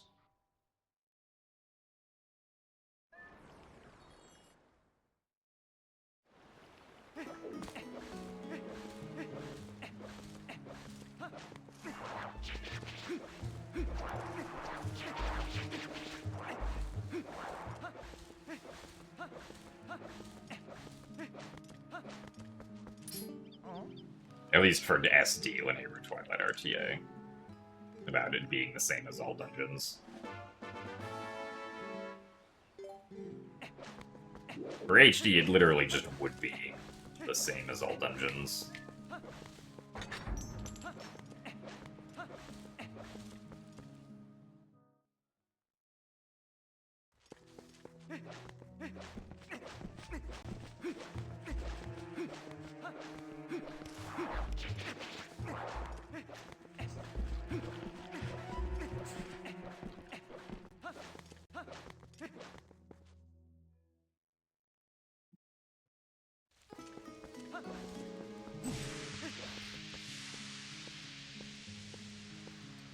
I forgot to do a second roll.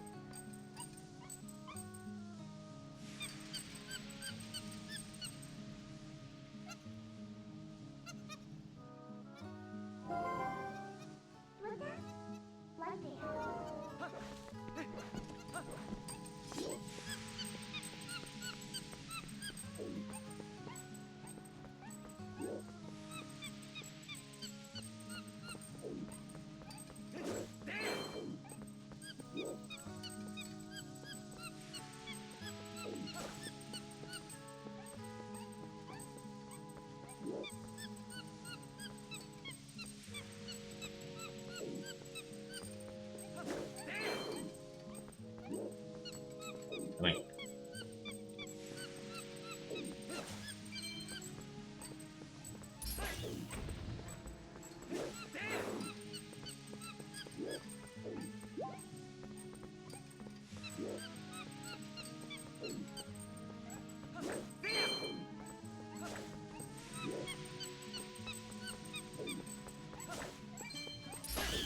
Ow, that's it. Earlier than I would hope for seeing the keys.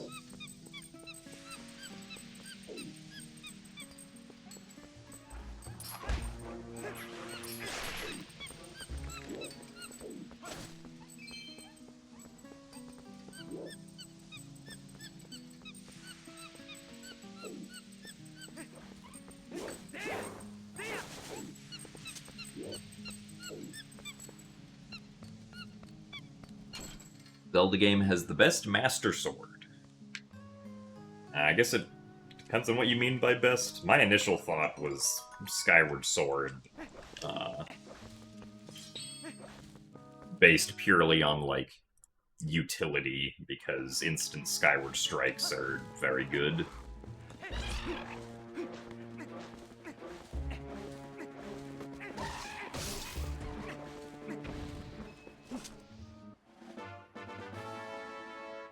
And it is also just very powerful.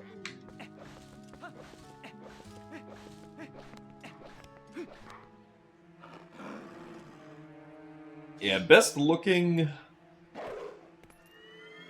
I mean, I feel like they all look fairly similar.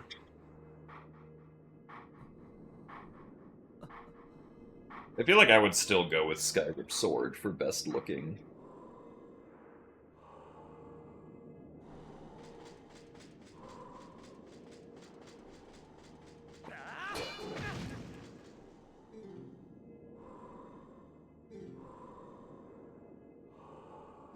For a half-charged Master Sword over fully charged Master Sword in Wind Waker? Yeah, that's fair. I can respect that.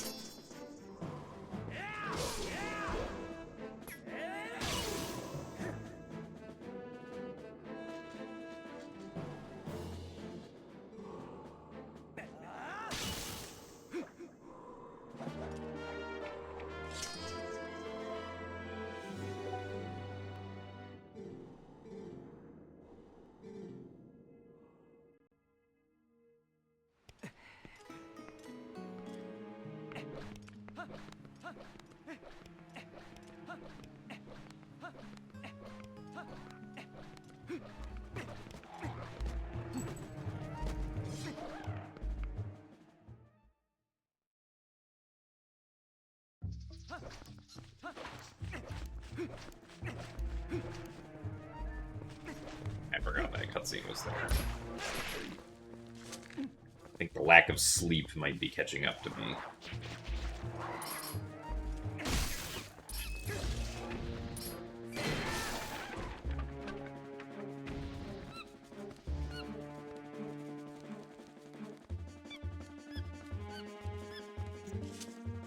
And hopefully the spider does not turn all the way around. Really? Are you serious? Man, I cannot get lucky with that spider today.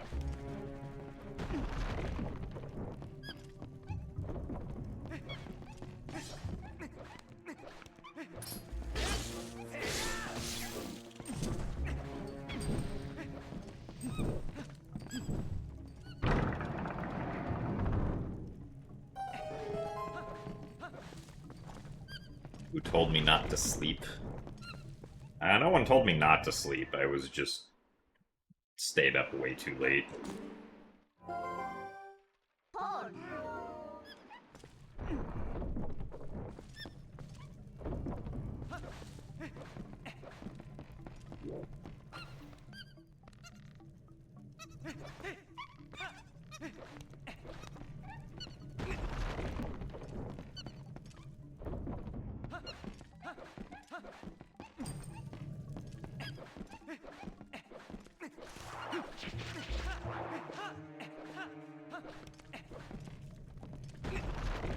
I think my favorite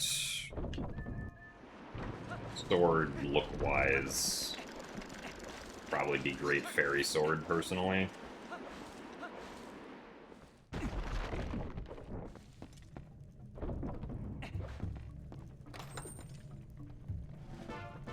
Best MM sword is actually Goron hands. Goron punching is decent. I think the ground pound is much better, though.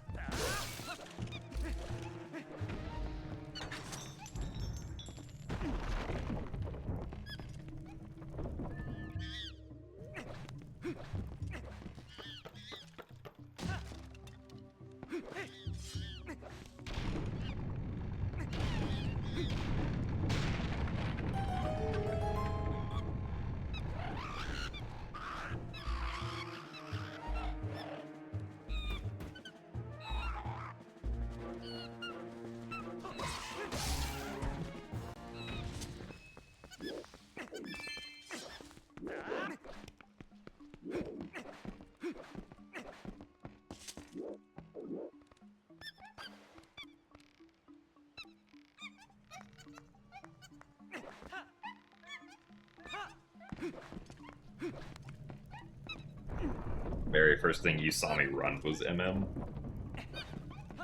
Specifically N64 MM, or was it MM 3D? Because if it's MM 64, that's kind of impressive if someone's first ever exposure to me is running MM 64, considering that that's definitely the 3D Zelda game that I've run the least.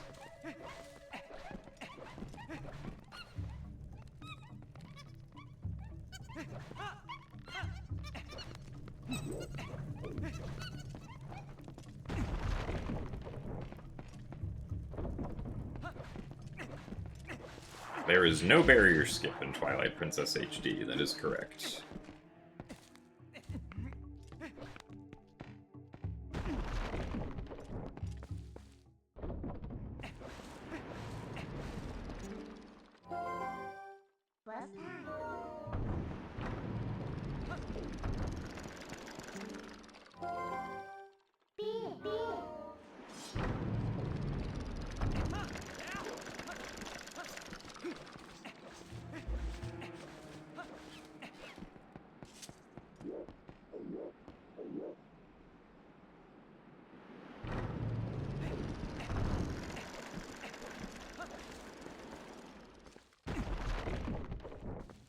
first watched me when your sister was showing you Skyward Sword speedruns.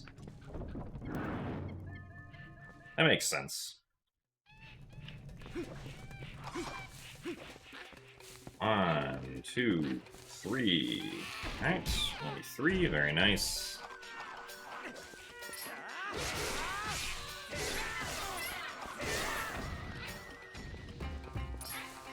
One, 2, 3, 4, 5, 6, 7, 8, 9, 10. 10 hops. Thanks for wasting time.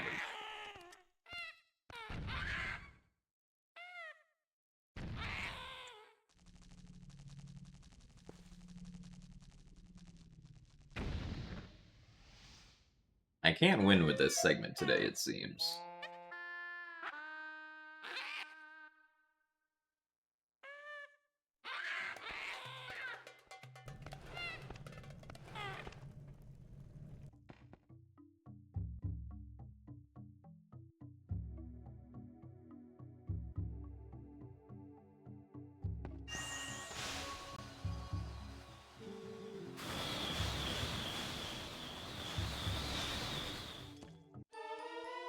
Oh, I guess technically we did save time. It just was not very much.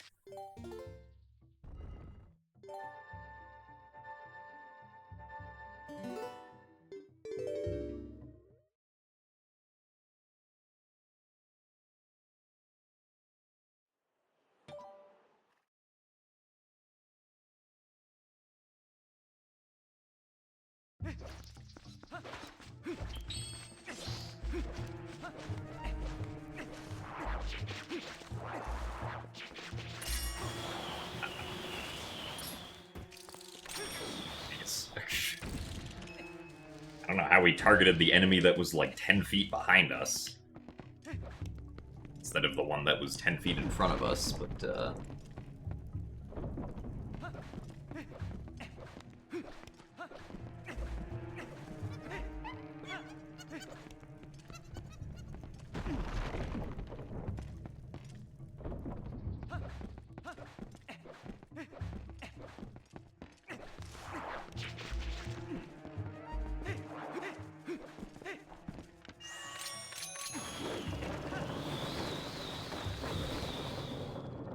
I think that's close enough. Yeah. You first watched some indeterminable GDQ speedrun ages ago because your dad used to throw on GDQ to randomly pass the time. That also makes sense. I think at this point I've done, like, if you include a GDQ, SGDQ, and GDQX, I think I've done 10 GDQ runs, and this upcoming one will be my 11th or something like that.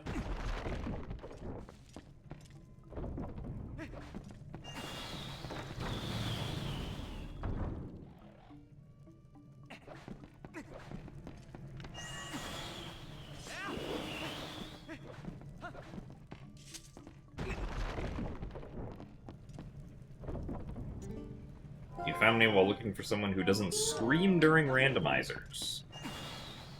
I do fit that bill, yes.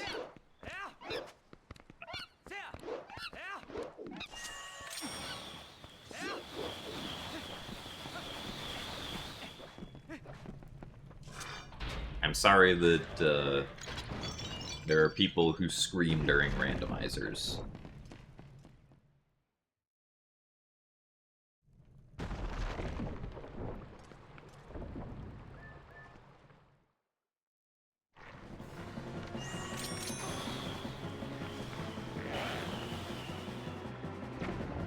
When was the last time I screamed, and was it on a roller coaster? I mean, I did go to Six Flags, like about 2 weeks ago. So that was... I don't really scream on roller coasters, though, but, I might have said, like, woo, or something at some point. But that's not really screaming.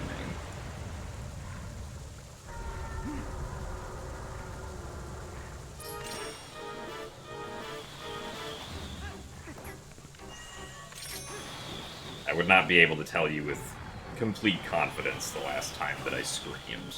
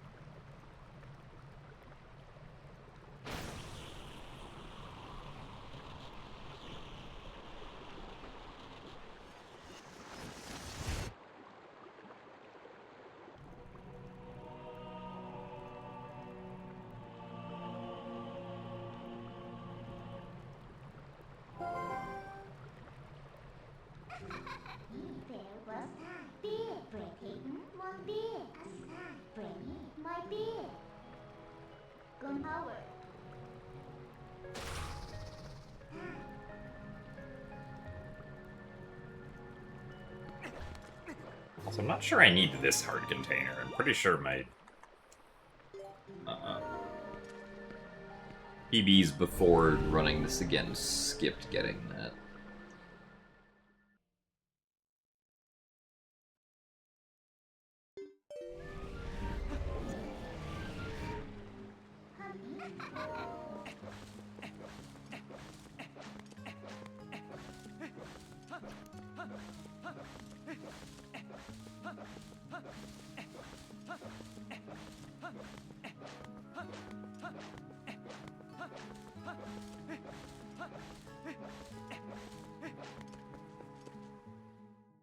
there any lore behind that every boss dissolves into black small particles and then disappears? I mean, at least in Twilight Princess, the implication is usually, with the bosses that, like, dissolve into the black square Twilight particles, that, like, the fused shadow was, like, causing them to... Or, like, the fused shadow, like, took control of just a standard enemy, or, like, a person, and caused them to be violent and aggressive.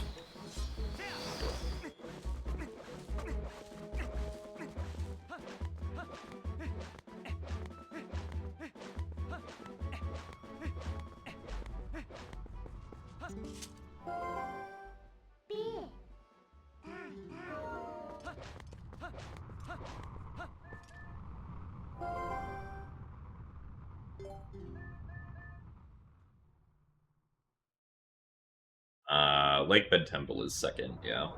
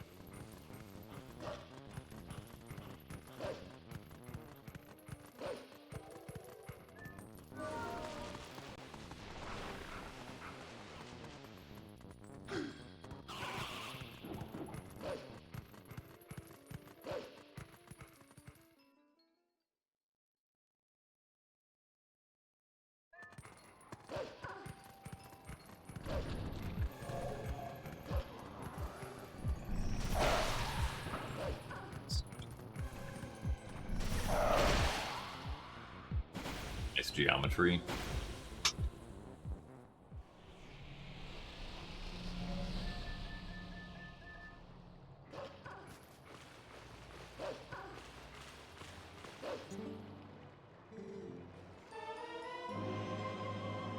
I lost 4 seconds, that's fine.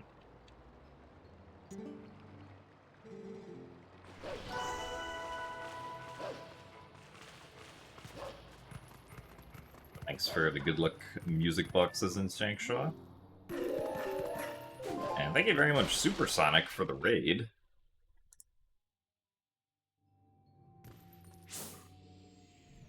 Hope you've been doing well. And hope that your stream went well also. Thank you for the good luck. Welcome everyone to Twilight Princess HD speedruns, where I can't get past the first hour because I keep screwing up. Is what today's theme has been.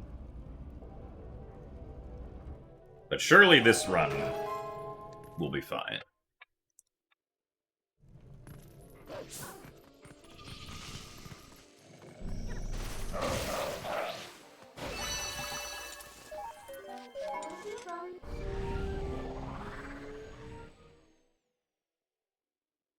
Doing an art stream. That's neat. I am very much not a artist. So I respect anybody who's able to draw in any capacity.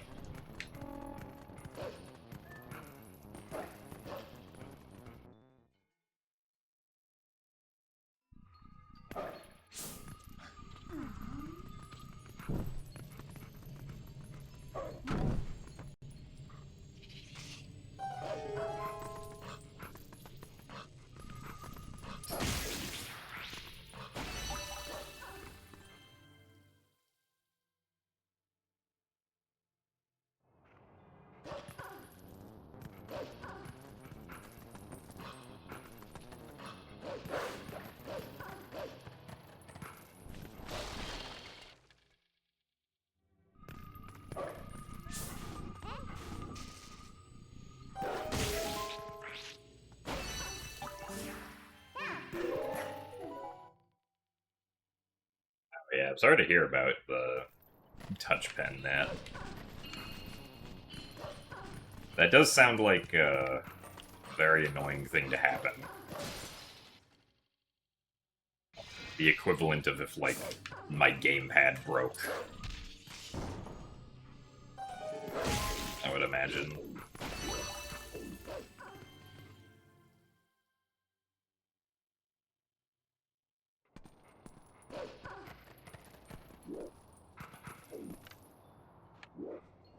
Okay.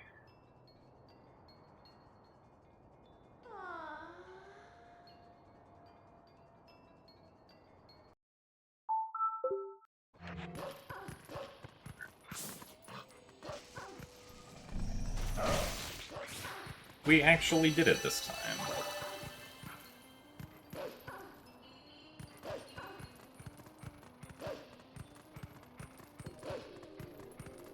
You didn't have the Cargarok come down and make me mess up either.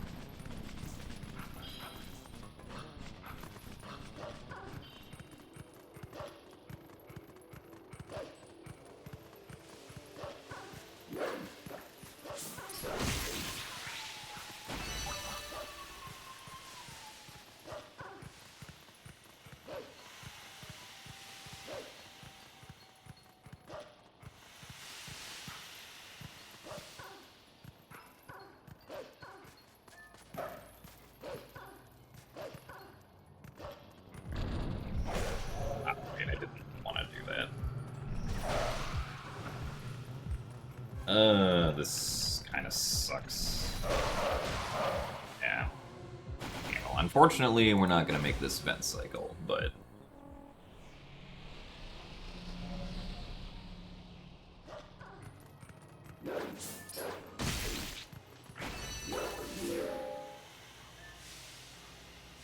Oh, now you were drawing on the wrong layer. That is kind of unfortunate.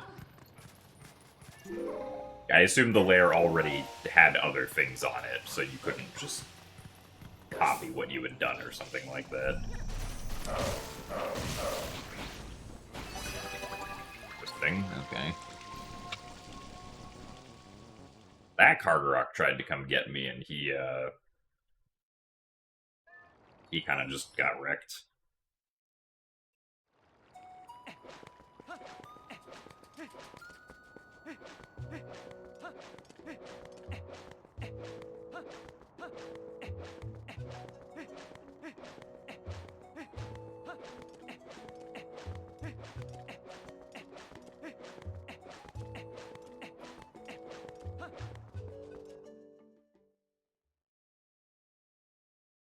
You never thought you would have seen a Twilight Princess streamer again?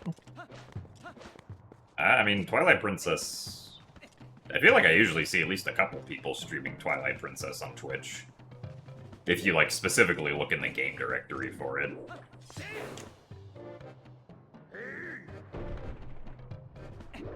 But yeah, we're doing speedruns, because I speedrun 3D Zelda games. And this is a 3D Zelda game, so therefore I speedrun.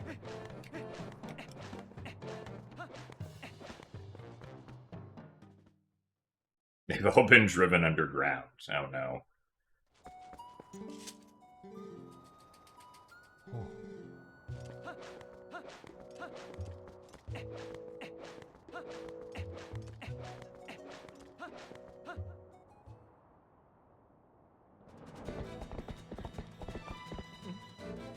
Also, thanks for the good luck, Middleton.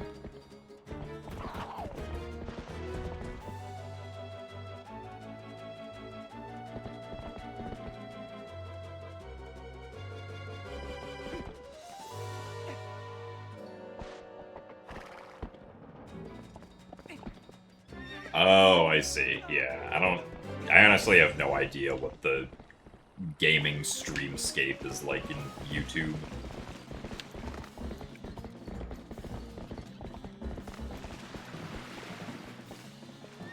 Now that Bewildebeest started streaming his speedruns to YouTube, and he does Twilight Princess, so.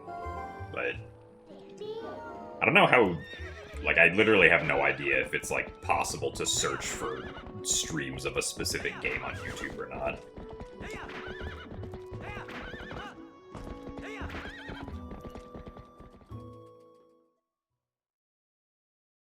My PB's early game was alright. I would say it was good up until, like, this segment where I lost, like, 40 seconds.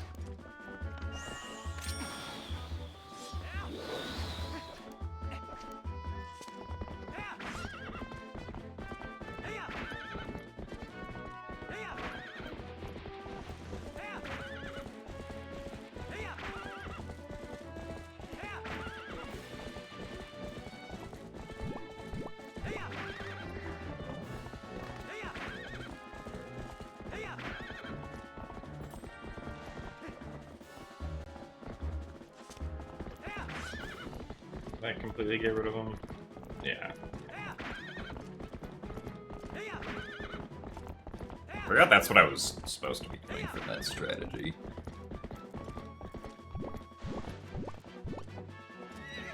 No, Epona, I did not want you to turn around, actually.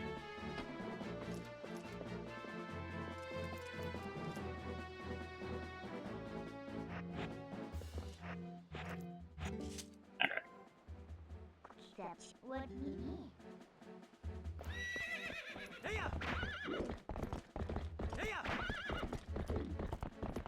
Yeah, so this is a speedrun where we're going to be beating all of the dungeons before we, like, go and beat the game. What? Oh, okay. I completely mistook the timing there. I thought I ran past the trigger. Because the regular any percent speedrun of this game skips a couple dungeons. So the all dungeons category requires us to complete all of them and not skip any of them.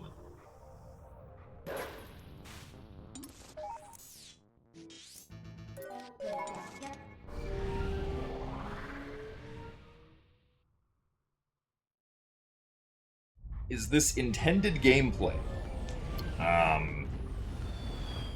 I mean, I guess the devs could have intended for you to walk through the void with Epona, but most likely not.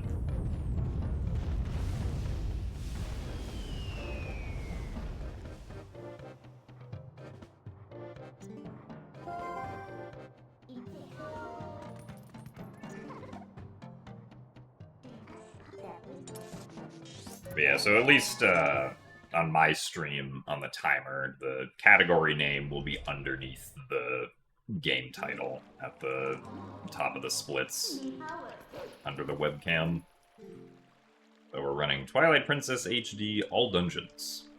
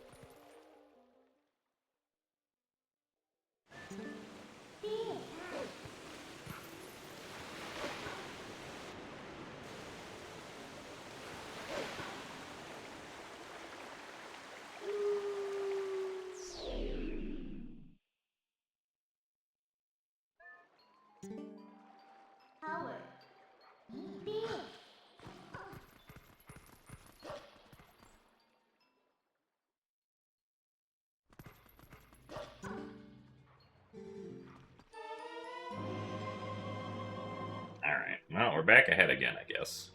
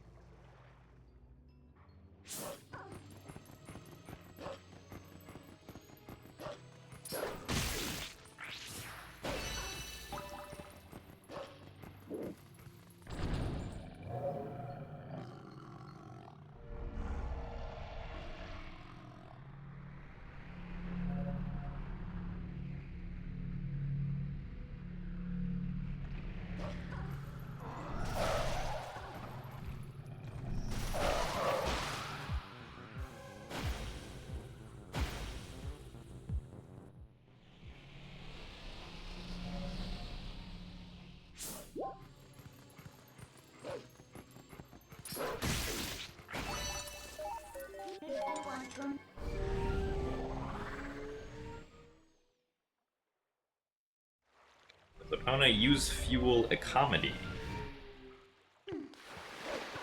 If the word was meant to be economically, I think so.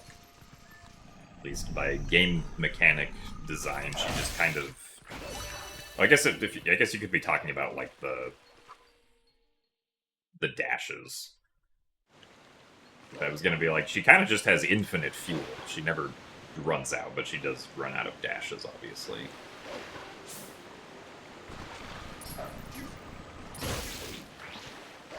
Really weird place for that bug to be.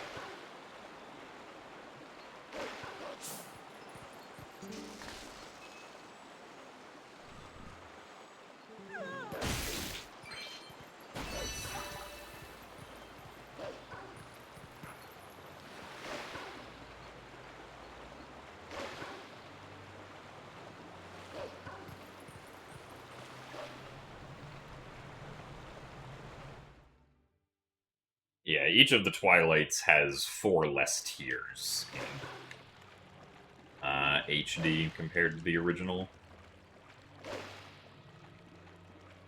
The UI is also smaller, so it might look like there are less than 4 tiers just because of how small it is, but it is only 4 less. It's 12 instead of 16.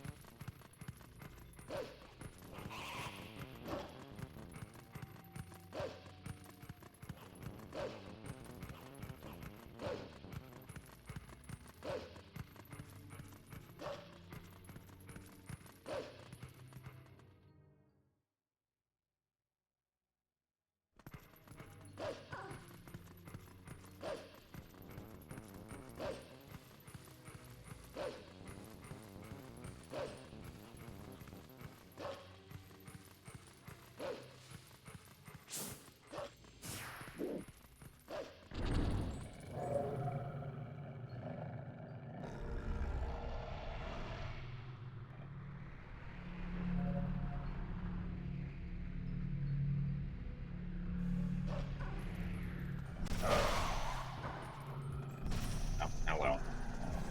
Sir. Really? That's weird. I've never had that guy be that out of it before.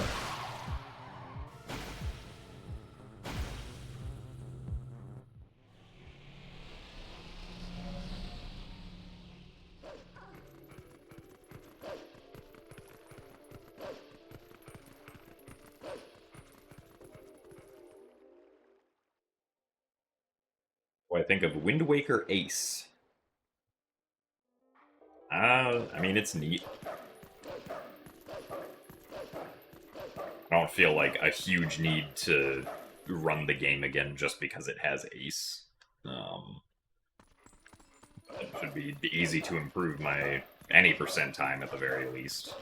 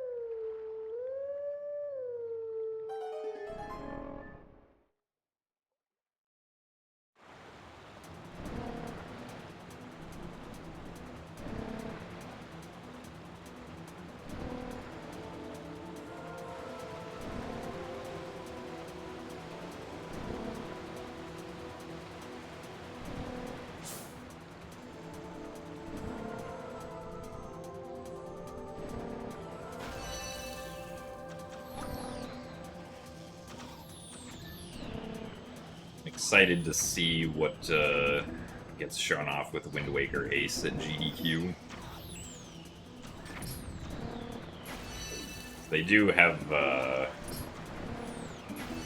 an incentive for an Ace showcase after the GDQ run.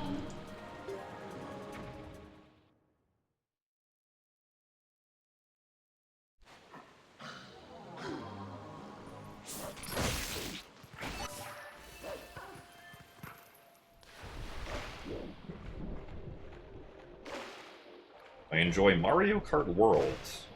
I would say I decently enjoyed Mario Kart World, yeah. I haven't played it in a couple months. I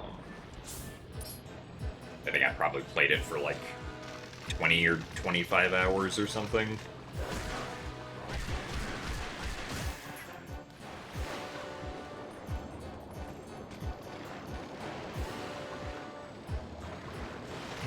Like, I don't think it's anything particularly revolutionary, but you know, about as fun as Mario Kart is. Oh, really? That was too early? Oh, that's unfortunate.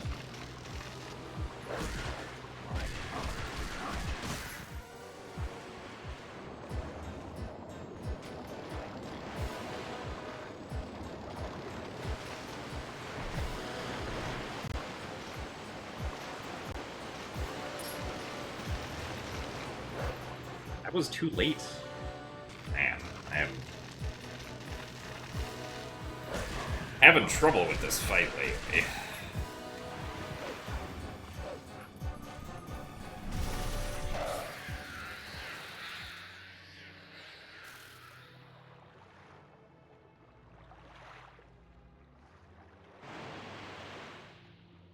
Yeah, I mean, I would say Free Roam didn't really grab my attention at all. Like, I think I did one challenge in Free Roam and was like, eh. And then just never went back to it.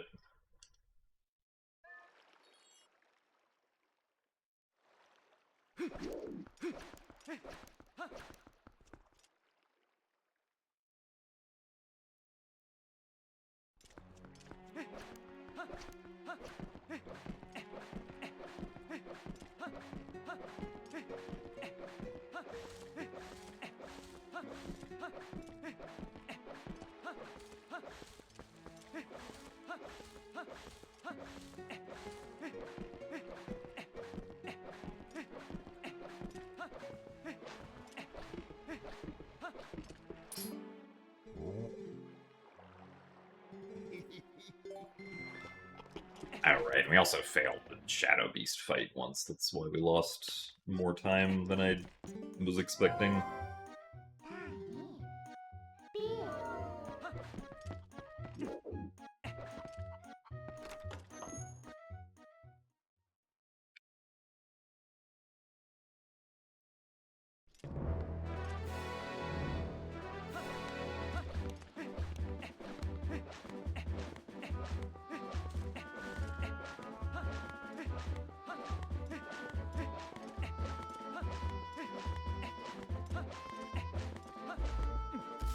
Good rolls, though.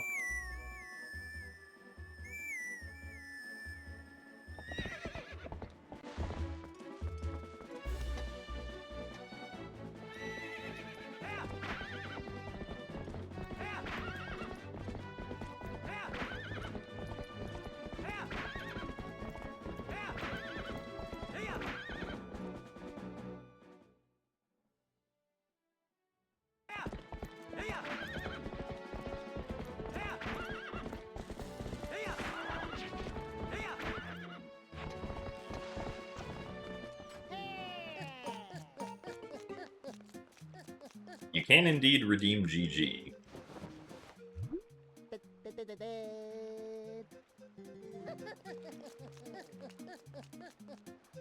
Run is very far from being over.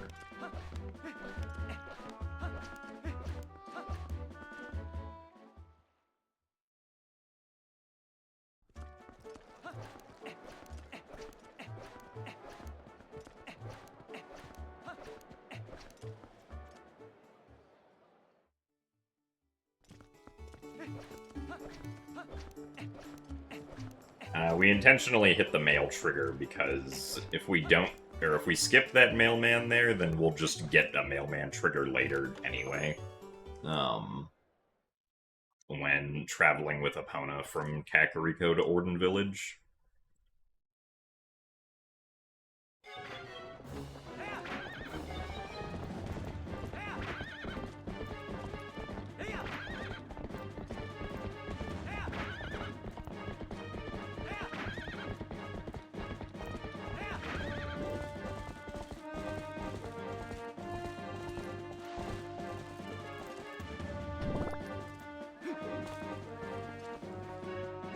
Nice.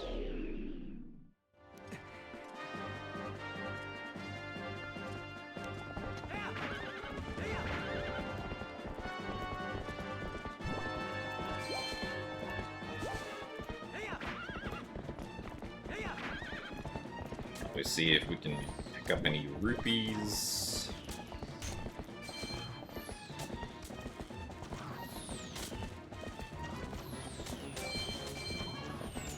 Up to 20.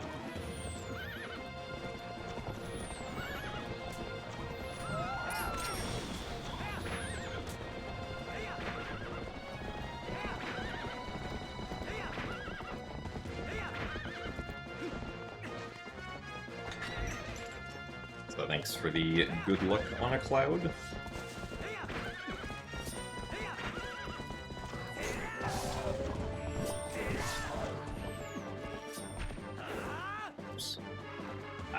Now let's go this way, not back up.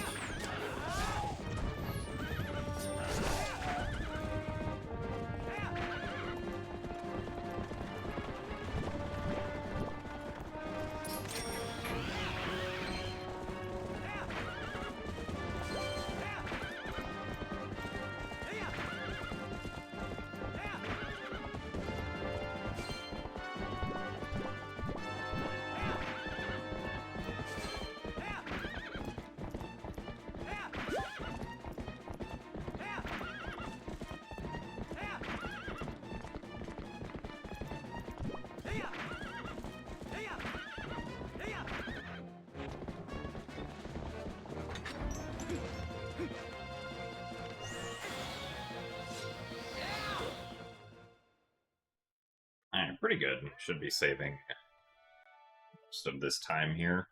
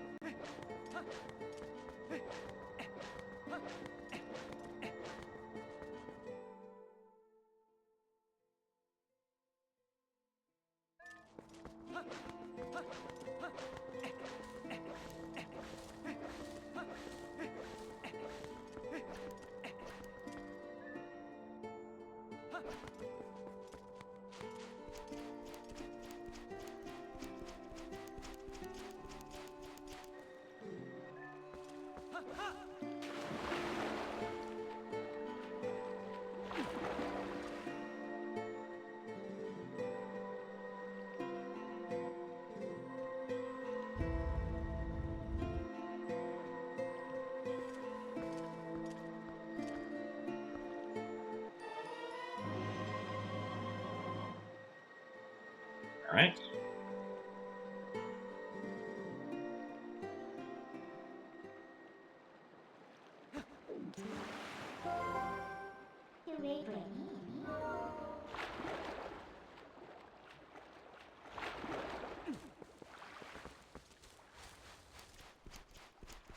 Back to where we were previously on the splits.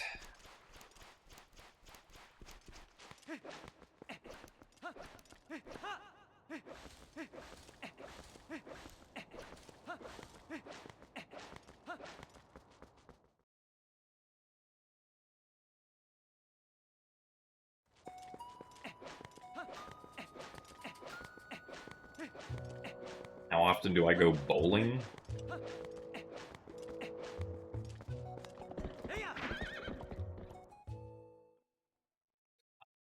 Not often. I do not remember when the last time I went bowling was. I think it might have been like 6 years ago? I went to, I think it's called a round 1 6 years ago. I think they have bowling.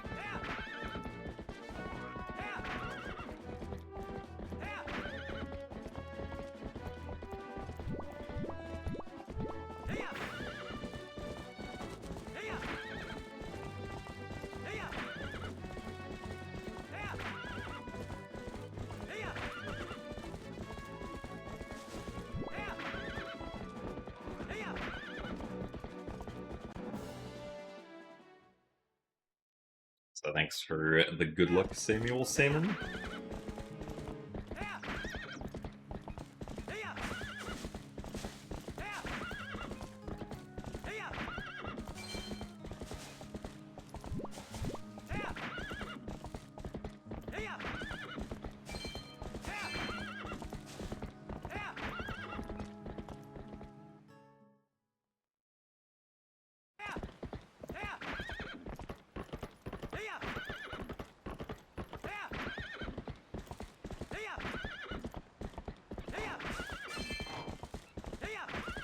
Six rupees from that grass, wow.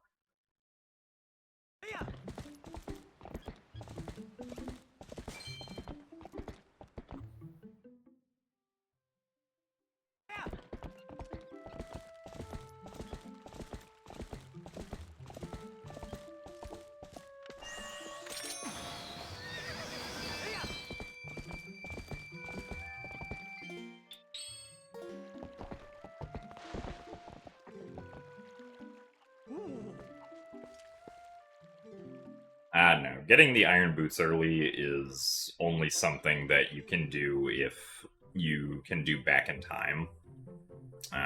Because the title screen file that you save with back in time has the flag for Epona tamed in Kakariko Village, which is the flag that opens up the door to Bo's house.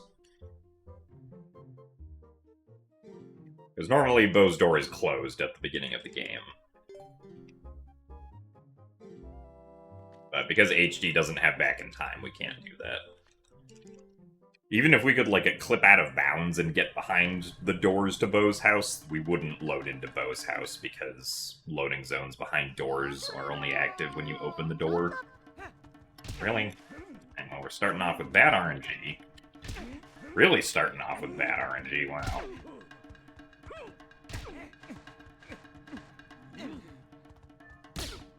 Darn it.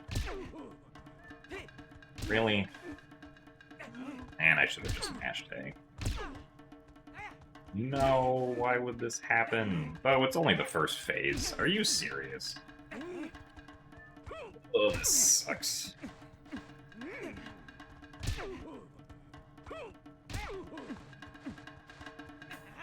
Bo never even did a do-nothing attack, which should have like a 25% chance of happening.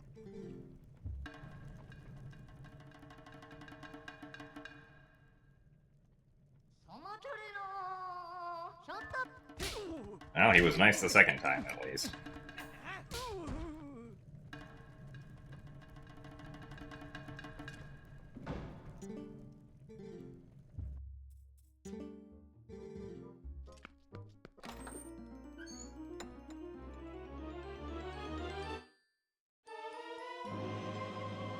Lost time to Bo when we could have saved up to 30 seconds. Thanks, Bo. Appreciate you, buddy.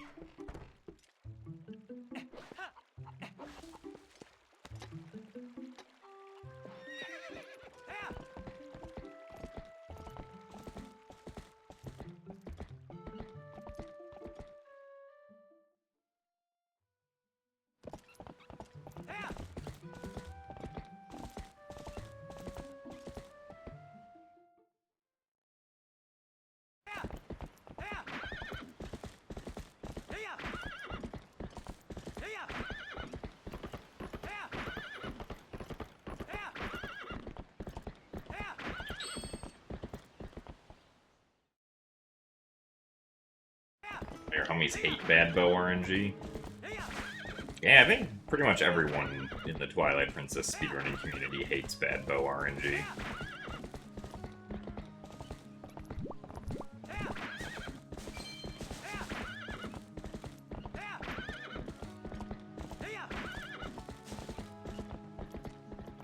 Thanks for the good luck, Sarami. And thank you very much, Mini Mini, for the raid.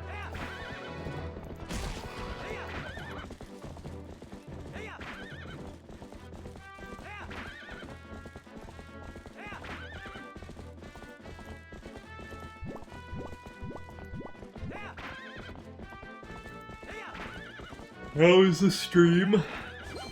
I say as I yawn.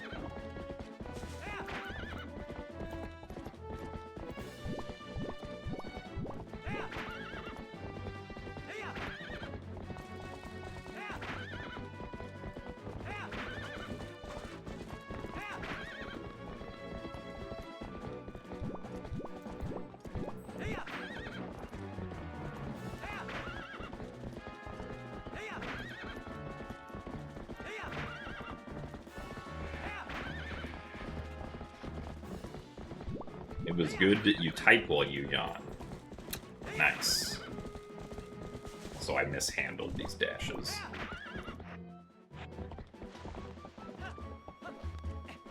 That was not fast.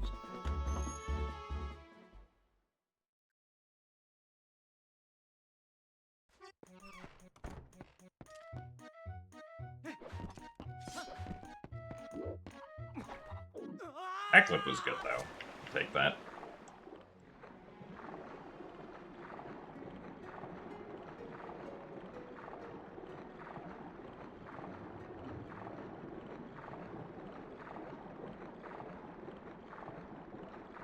I've never really thought about why that clip works. Why does that clip work?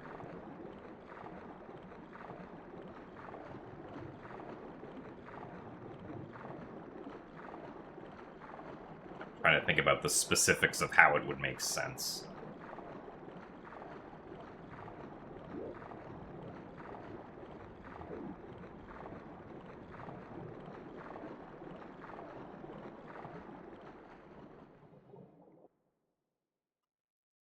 I also love the gamepad.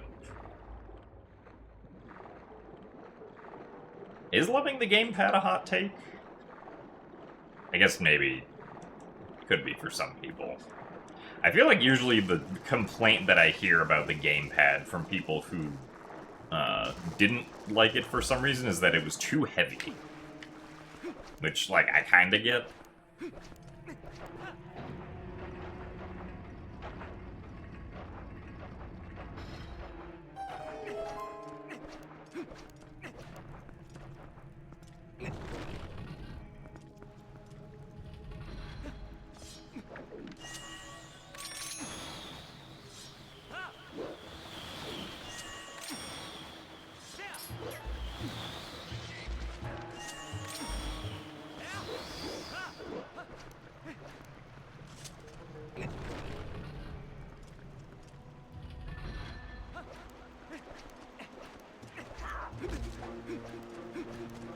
I can kind of understand if one thinks it's too big, also.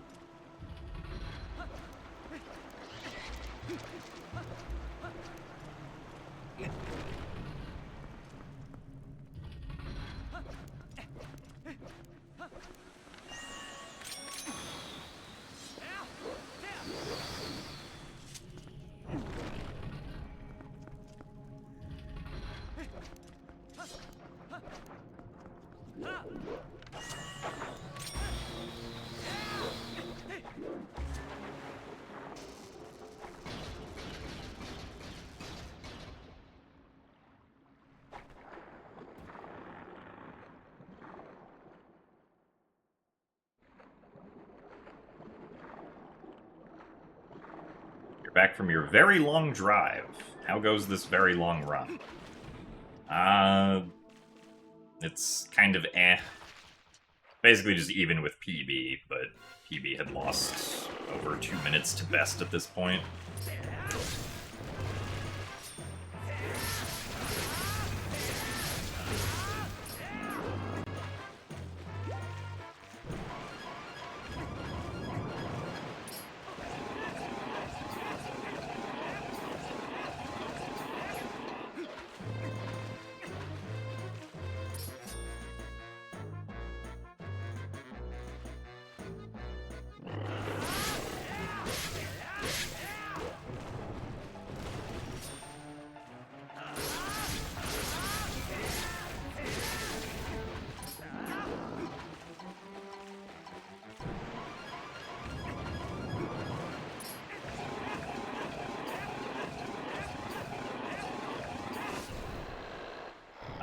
There's only a cooldown on spin attacks on the Wii version. On GameCube and HD, you can just quick spin as many times in a row as you want.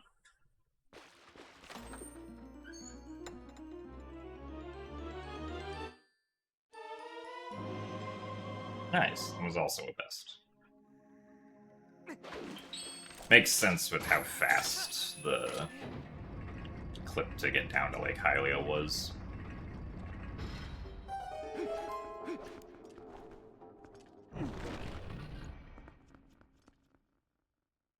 Because, yeah, I guess, like, on Wii, they didn't want players just spamming spin attacks by repeatedly shaking the nunchuck or something. So, that was probably something that they noticed during playtesting, if I had to guess.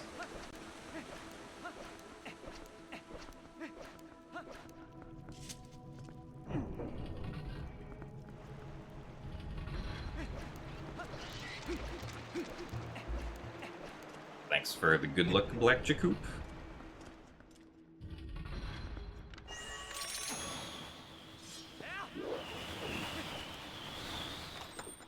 Alright, time for stamps. Or I guess stamp singular, not multiple stamps. Oops. Really? There you go.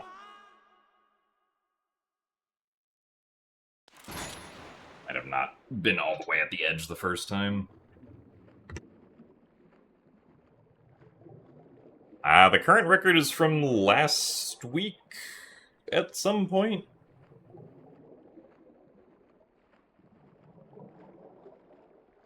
I don't remember exactly when, but it's like a week or 10 days old or something, I think.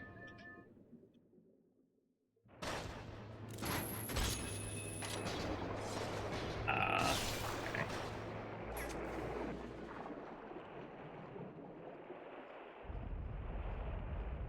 Also, yes, that method of boss key skip is very easy. And also does not punish you if you fail it at all.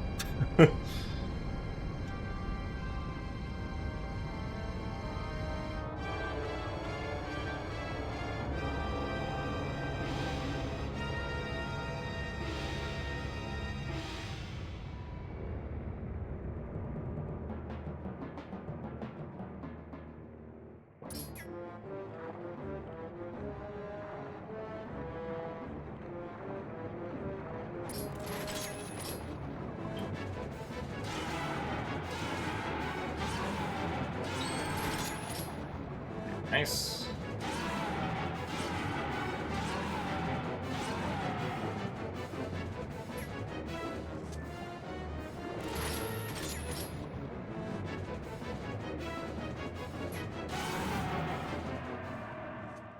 Do I like that there is no EMS in this game? I mean, generally, I think the run would be more fun if we had EMS. Mostly because EMS would just cut out a lot of boring stuff. Like before Lake Bed. As in, like, it would cut out rolling across Hyrule Fields and having to do the monkey lantern in the mist and other stuff like that, right? Because we could just warp places, which would probably improve things. We also wouldn't have to worry about Gorge Void, because Gorge Void would be 100% consistent.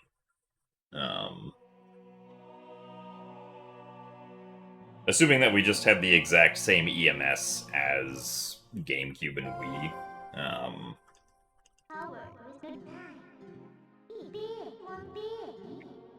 Would probably then have to do, or we would then, you know, incorporate Sword and Shield Skip and Rupee Roll, but with gyro aiming, I don't think Rupee Roll would be so bad.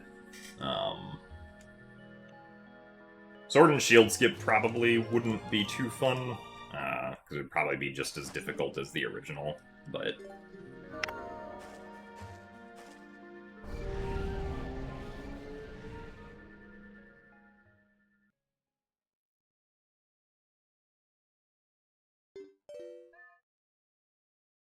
And then we would also, if we got Zora armor, we would have to do the Epona slide across the Gorge Gap. But that also wouldn't actually be that bad because we could very easily pause buffer that to do it consistently.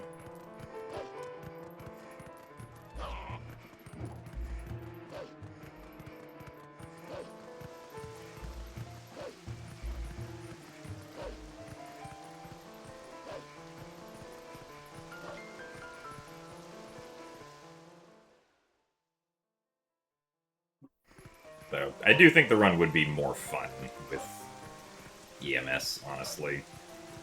Assuming that the EMS was like the exact same as it was on GameCube and Wii, which we're not gonna get in this game, probably. So there's some other way of jumping out of bounds as Wolf Link past all the invisible walls.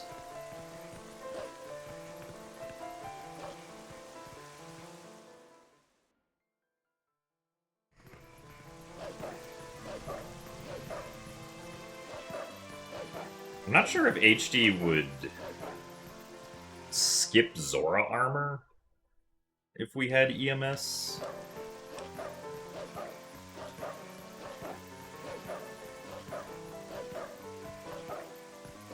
Because it is possible that that could be faster, but I'm not actually sure.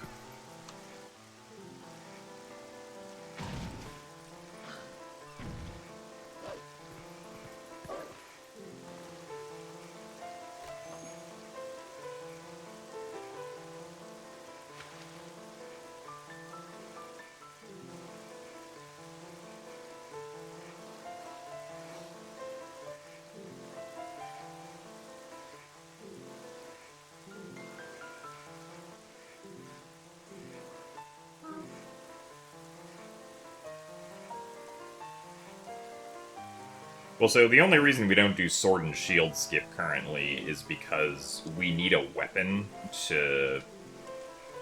Like, if we don't, or if we do Sword and Shield skip, we won't have a weapon of any kind to use at a certain point, right? Like, we wouldn't be able to destroy the,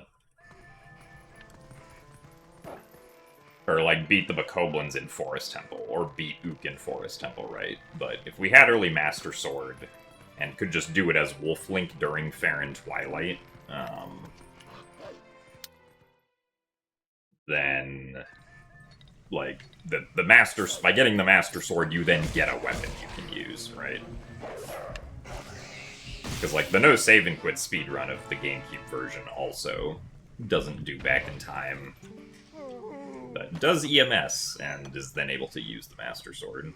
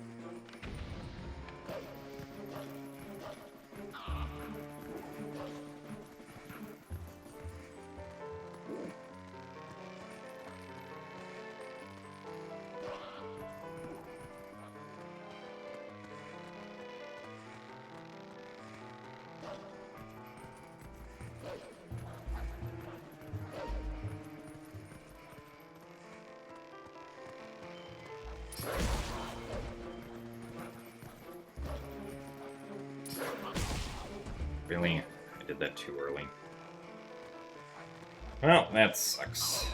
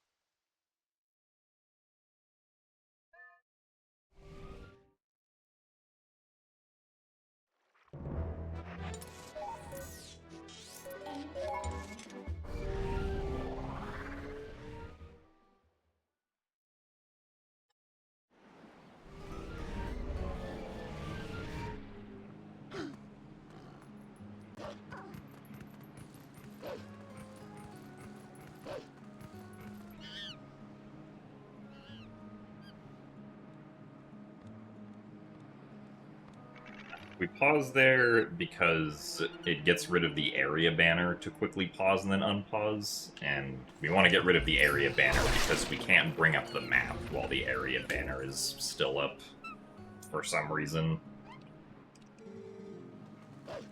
The game doesn't like that.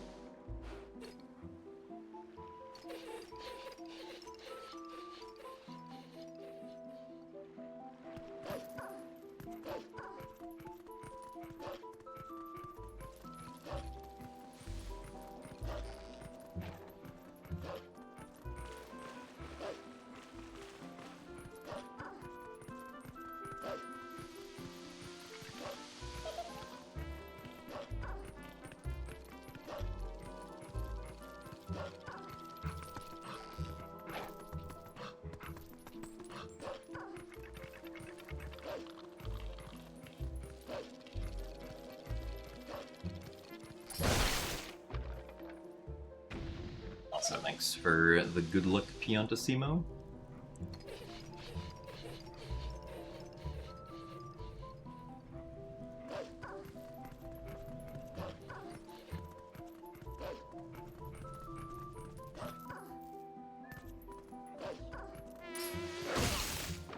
Nice skid.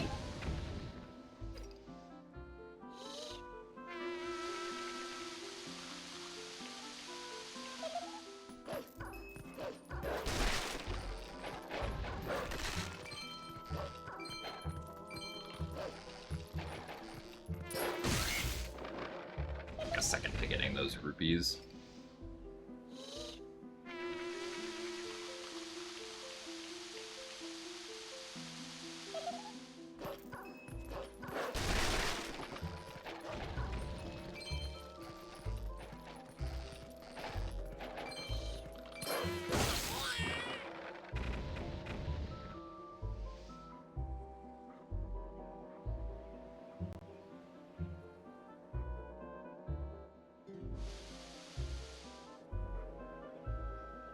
Ah yes, this is indeed on Wii U.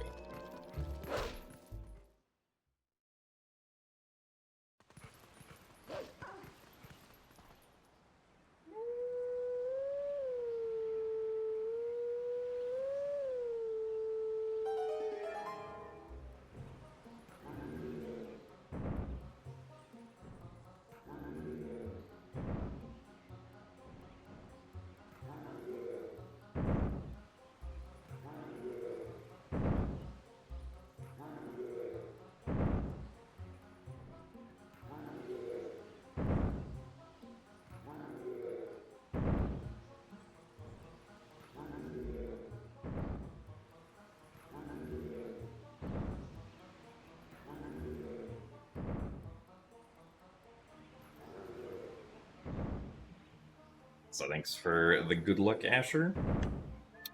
What was my favorite part of the Barbie movie?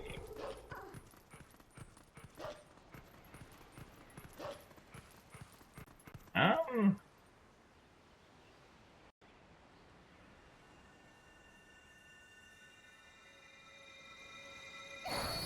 don't know.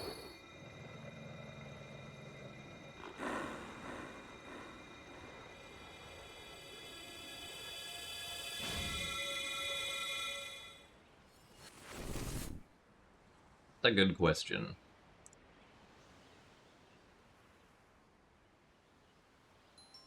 Granted, I haven't seen the Barbie movie since, like, near when it came out, so I probably don't remember all of the individual scenes.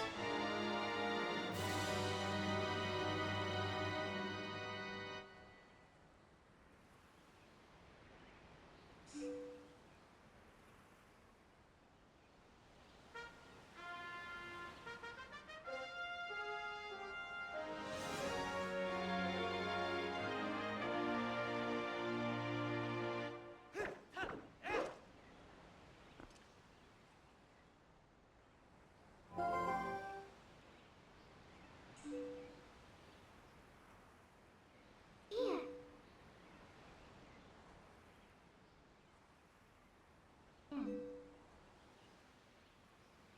What's big?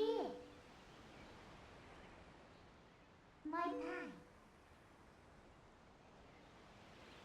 Who does? You. Sleep.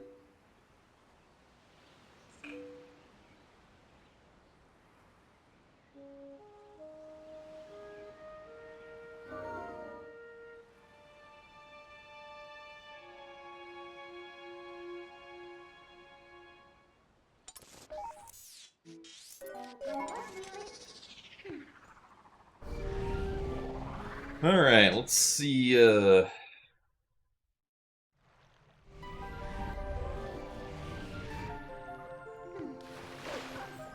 How stupid Trick decides to be today.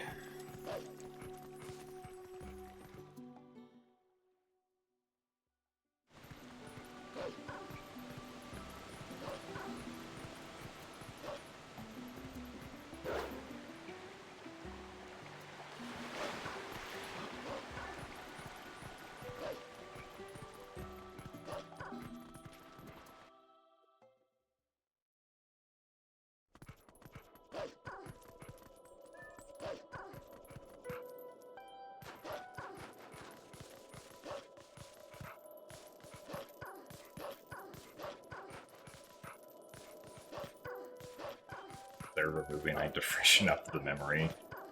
That's probably not something I would do. I'm not generally a fan of, like, watching movies in Discord.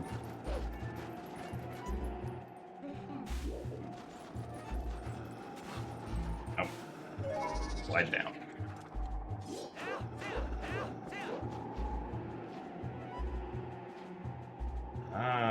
I feel like this angle is good.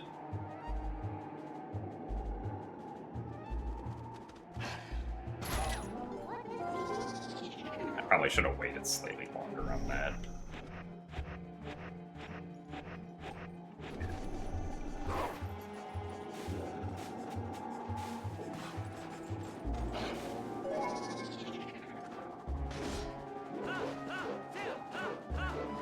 I don't actually know if that changed my angle. This angle looks more correct.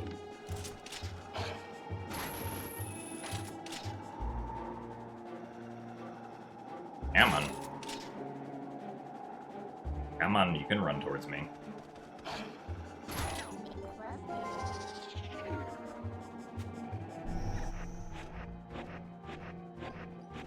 Really? That was still too far? Man.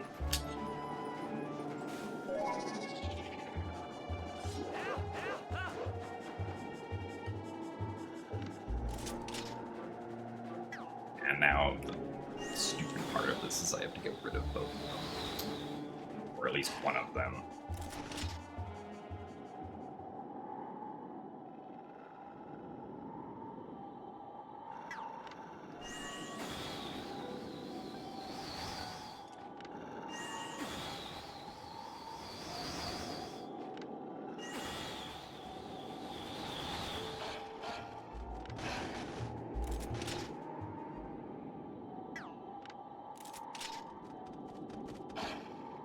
Yeah, that's definitely.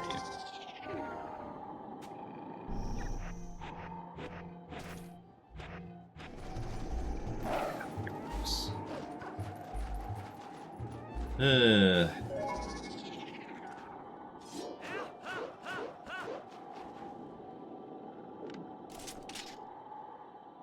Why did you spawn over there?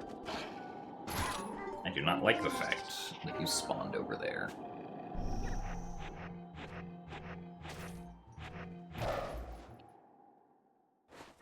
the problem there was that I didn't hold the correct direction to travel backwards, so Wolflink turned.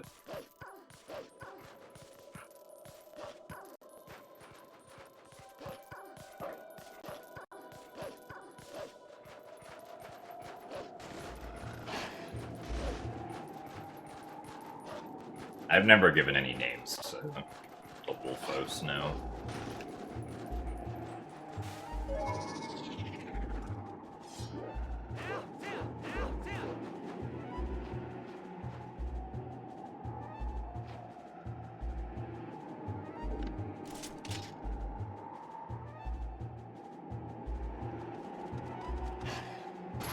You need to adjust.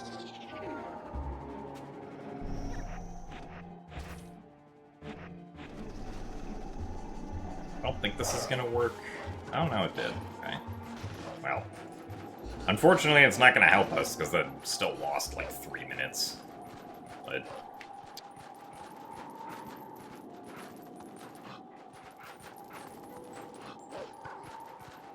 the Wolfos names are pain and suffering.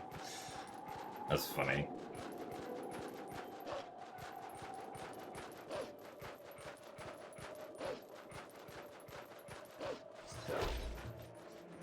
So the trick there jumps over a void out zone that is placed there to prevent you from going to Snow Peak early. Because normally you're supposed to go get the coral earring and then fish up for a reek fish to be able to get to Snow Peak. But doing that jump there allows us to skip that, and it also allows us to skip the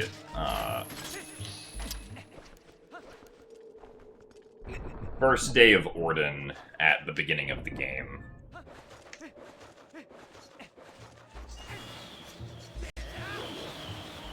Or first 2 days, excuse me. Oh, yeah, that person was correct earlier that it was 3 days. I don't know why I thought Goats 2 was on the second day.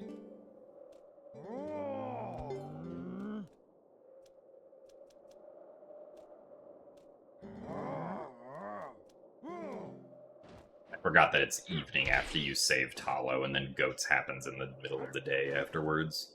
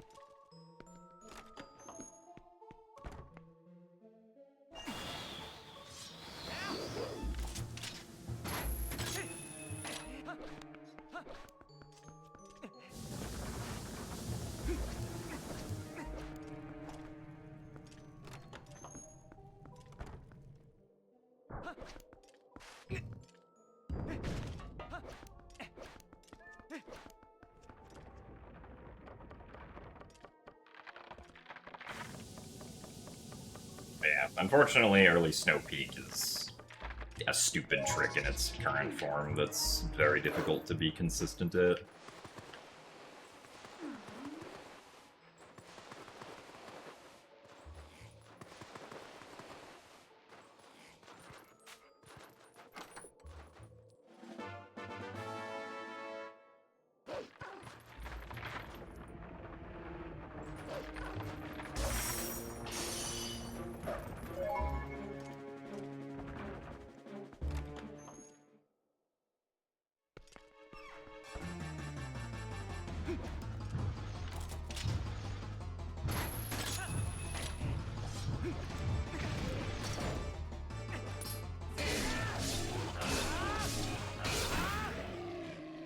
Yeah, that's facing the other way, unfortunately.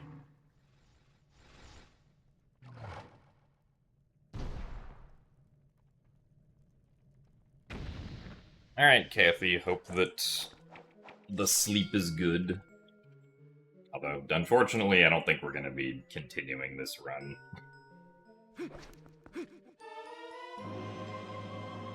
We are a little too far behind at this point. Lost too much time to early Snow Peak.